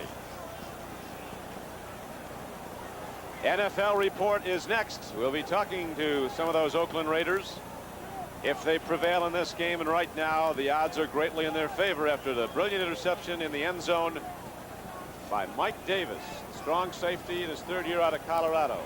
I'll say they're in their favor. All the quarterback has to do right now is fall down on one knee. The Browns have 2 timeouts left. That is not enough to stop the clock from running off 36 seconds. And I'm sure that Sam Rutigliano is going to be in a position of catching a lot of flack because he didn't go for the safe decision, which would have been to try and put Cockcroft on the spot to kick a field goal.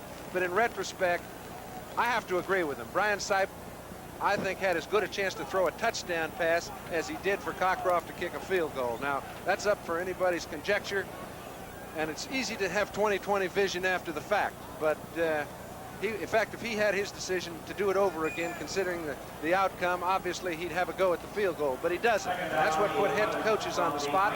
He's been right an awful lot of the time. This time it didn't work out that way. Well, the Browns are here because of Brian Sipe and the year he's had, but now the Oakland Raiders coming up, as the Oakland Raiders have done so many times over the years. In the big games, they're so tough to beat. The winningest consecutive years franchise in the history of the league. 16 straight winning seasons at Oakland.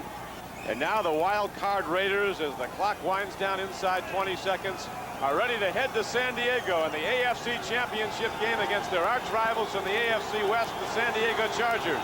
And you'll see that next Sunday, beginning at 4:30 here on NBC.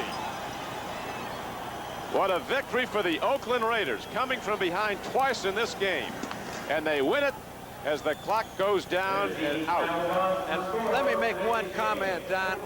The Cleveland Browns were knocked out of the playoffs the same way they got there. In the last couple minutes, Brian Sipe brought them back, got points on the board, brought them into victory time and time and time again. Today, he died by it. We'll be back at Cleveland Stadium with the Oakland Raiders, the 14-12 victor, right after this. When we at Craco build a car stereo, We never know who's going to be in the driver's seat. Don Criqui with John Brody and Mike Adamle back at Cleveland Stadium, where the Oakland Raiders, coming from behind twice in the game, have defeated the Cleveland Browns 14-12 in this divisional playoff game. And so now the Raiders become, I believe, the first wild card team to advance to the conference championship game. And they have been a team that has come on so swiftly, Don, in the last 7 or 8 games of the season. Jim Plunkett has to be given an awful lot of credit. Twice today he ran them down the field under adverse conditions, and the Raiders deserve to be there, as do the Browns. Now let's switch to New York to NFL 80 and Bryant Gumbel. Bryant? Okay, Don Criqui, thank you very much. Final, Oakland 14, Cleveland 12. The date is now set. It is 4:30 next Sunday. 4:30 Eastern time for the AFC Championship. It'll be coming to you from San Diego. That'll match the Raiders against the Chargers. The two have never met, and Paul for the biggest interception of his 4-year career, putting the Raiders in the AFC Championship game. This is the Budweiser NFL Report, brought to you by Budweiser. For all you do, this Bud's for you. Hello again, welcome back to our NFL 80 studios in New York. I'm Bryant Gumbel. Our final in the AFC playoff game today, the Oakland Raiders defeat the Cleveland Browns. Final in that ball game, 14-12. The Raiders now advance. They will be in San Diego next Sunday to play for the AFC Championship against the Chargers. Mike Adamle is standing by in Cleveland with a happy bunch of Raiders and Coach Tom Flores. Mike? Well, Brian, before the season started, a lot of people believed that the AFC's Western Division was indeed pro football's strongest.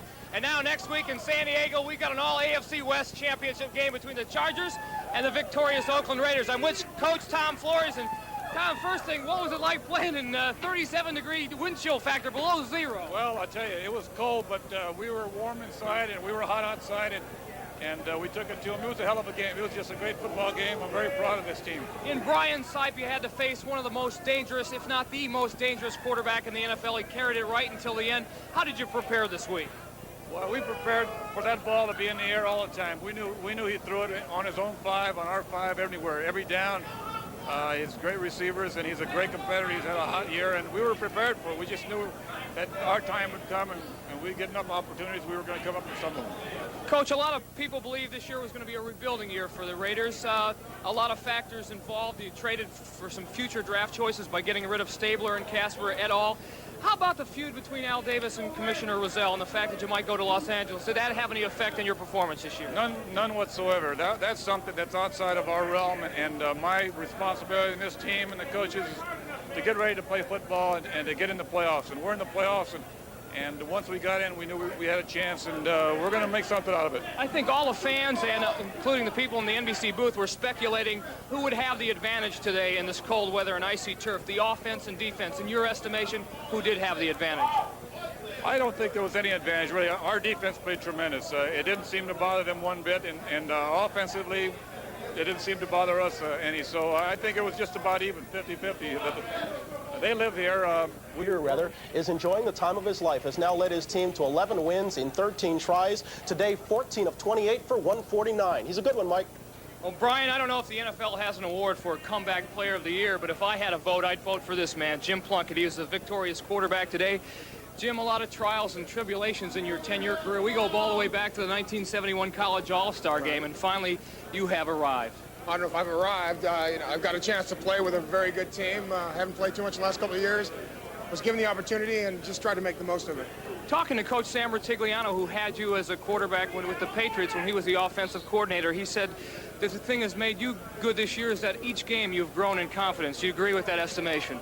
Well, I think so. I was a little hesitant at first when I took over the job for Dan, who had gotten hurt, and it had been a while since I'd played, but, you know, the one good thing about it, playing with the Raiders, is that you're never in awe of anybody. You always feel you're better or equal to anybody that you're playing, and that kind of confidence I think rubbed off on me. In your wildest dreams, did you ever expect to get this far? Well, it's hard to say. When I first got in the league, sure, this is the first thought I had in my mind. But after the way that my career had gone, I wasn't so sure. But I'm glad I'm here now. What about the weather? Who did have the advantage, offense or defense? Oh, I think defense. I think that showed. Both defenses played pretty well. It was hard to throw accurately at times, and it was hard to get your footing for our receivers and everybody else, and I think defense had the advantage. Did you plan to exploit Van Egen's talents? Well, we tried to. We wanted to get the running game going. It was a little difficult. They stopped the run pretty well, so we went to the shorter passing game. Jimmy, congratulations. Good luck next week against San Diego. Thank you, Mike. Okay.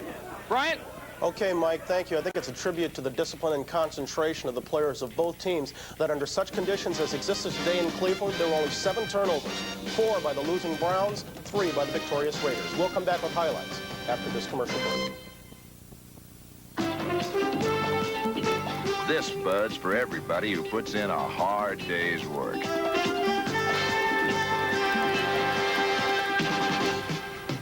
This Bud's for you, for all you do. The king of beers is coming through. Yeah, just for you, that distinctively clean, crisp taste that says Budweiser. For all you do. This Bud's for you. When we at Craco build a car stereo, we never know who's going to be in the driver's seat. So every Craco car stereo is tested to meet the toughest quality standards. And that means you can be sure that your Craco car stereo will perform, no matter what your listening habits are. Down the road, you'll be glad it's a Craco. A lot of people were expected to come up big in this ball game and did. Lester Hayes, Ted Hendricks, Jim Plunkett. But the biggest star turned out to be someone who really was unknown to most of the audience. His name is Mike Davis, a happy Mike Davis. He made the interception in the closing seconds. He's with Mike Adamle. Michael? Mike, last play of the game was a key interception by you. Were you surprised that Sipe went to the air at that stage when he had an almost sure field goal? Well, I was a bit surprised because the play prior to that, they ran, I think it was a drop play with Mike Pruitt. And to turn around and pass the ball on a crucial situation like that, you know, I guess they were going for the sure thing. They wanted to go for a touchdown, but we thought that they would kick the field goal. But their forte was the pass, and that what got them to where they are today. And he thought Newsom was open, but I was all over him. And it was just fortunate for me to hang on to the ball. Well, at least for the next couple of days, you'll be the main man back in Oakland. Congratulations. Good luck next week in San Diego. Thank you, Mike. Ryan? Okay, Michael, thank you very much. Let's get to the highlights of this ball game. Our final was Oakland 14, Cleveland 12. The 12th man on the field all day long was the very bitter cold that existed off the shores of Lake Erie all day long. Early on, both passers had trouble completing throws. In fact, the score got on the board when Jim Plunkett managed to complete one into the arms of Ron Bolton, who took it 42 yards the other way. The point after was missed. Cleveland led by a score of 6-0. Jim Plunkett finally got the Raider offense on track. He threw a 26-yarder, lofted it into the arms of Raymond Chester. This got the Raiders into their first very good scoring position. When they got close, Mark Van Eegen finished off the drive by going over from the 2, and the extra point put Oakland ahead 7-6. Don Cockroft then proceeded to hit 2 field goals that put Cleveland in front by a score of 12-7. That lead existed until Van Eegen went over for his second touchdown of the game, this one from a yard out, moving Oakland in front 14-12. Cleveland came back, and just when it appeared they were getting in position to kick what would have been a game-winning field goal, Brian Sipe looking into the end zone and coming away not with one more miracle in this season, but instead with an interception in the arms of Mike Davis, and so Oakland defeats Cleveland 14-12, and they have a date next Sunday against the San Diego Chargers for the AFC Championship. Joined now by Newsweek's Pete Axtell. Peter, what do you expect the number to be for San Diego-Oakland? Well, it's an intriguing matchup. Best receivers in the game against the best secondary in the game. Because of the home court, I think San Diego will be about a 4-point favorite. Who do you like and why? Well, I hate to tip my bonus picks in advance, but you know I love the Raiders. I'm going with the Raiders. Why do you pick Oakland against San Diego? I think their secondary, their whole defense, and particularly their secondary, are just playing spectacular football right now. I think if anybody can shut down the great San Diego passing game, the Raiders can do it. Can Oakland handle San Diego's defense? Can Oakland put the points on the board that's necessary to beat what figures to be a high-scoring Charger team? Well, yes, I think they can. I think the Raider offense, with their long strike capacity, with they play possum on you, and all of a sudden Plunkett's going long and they're burning you. I think they can put points up, and I think you'll be surprised what a good job they do. I think they'll throw at Fouts some of those crazy blitzes they threw last week, and I think they might just throw the San Diego offense off balance a little bit. Okay, for the AFC Championship, it's Oakland against San Diego, and we'll bring it to you. That'll be 4:30 Eastern Time next Sunday. We'll come back with some final notes right after this commercial word from Budweiser.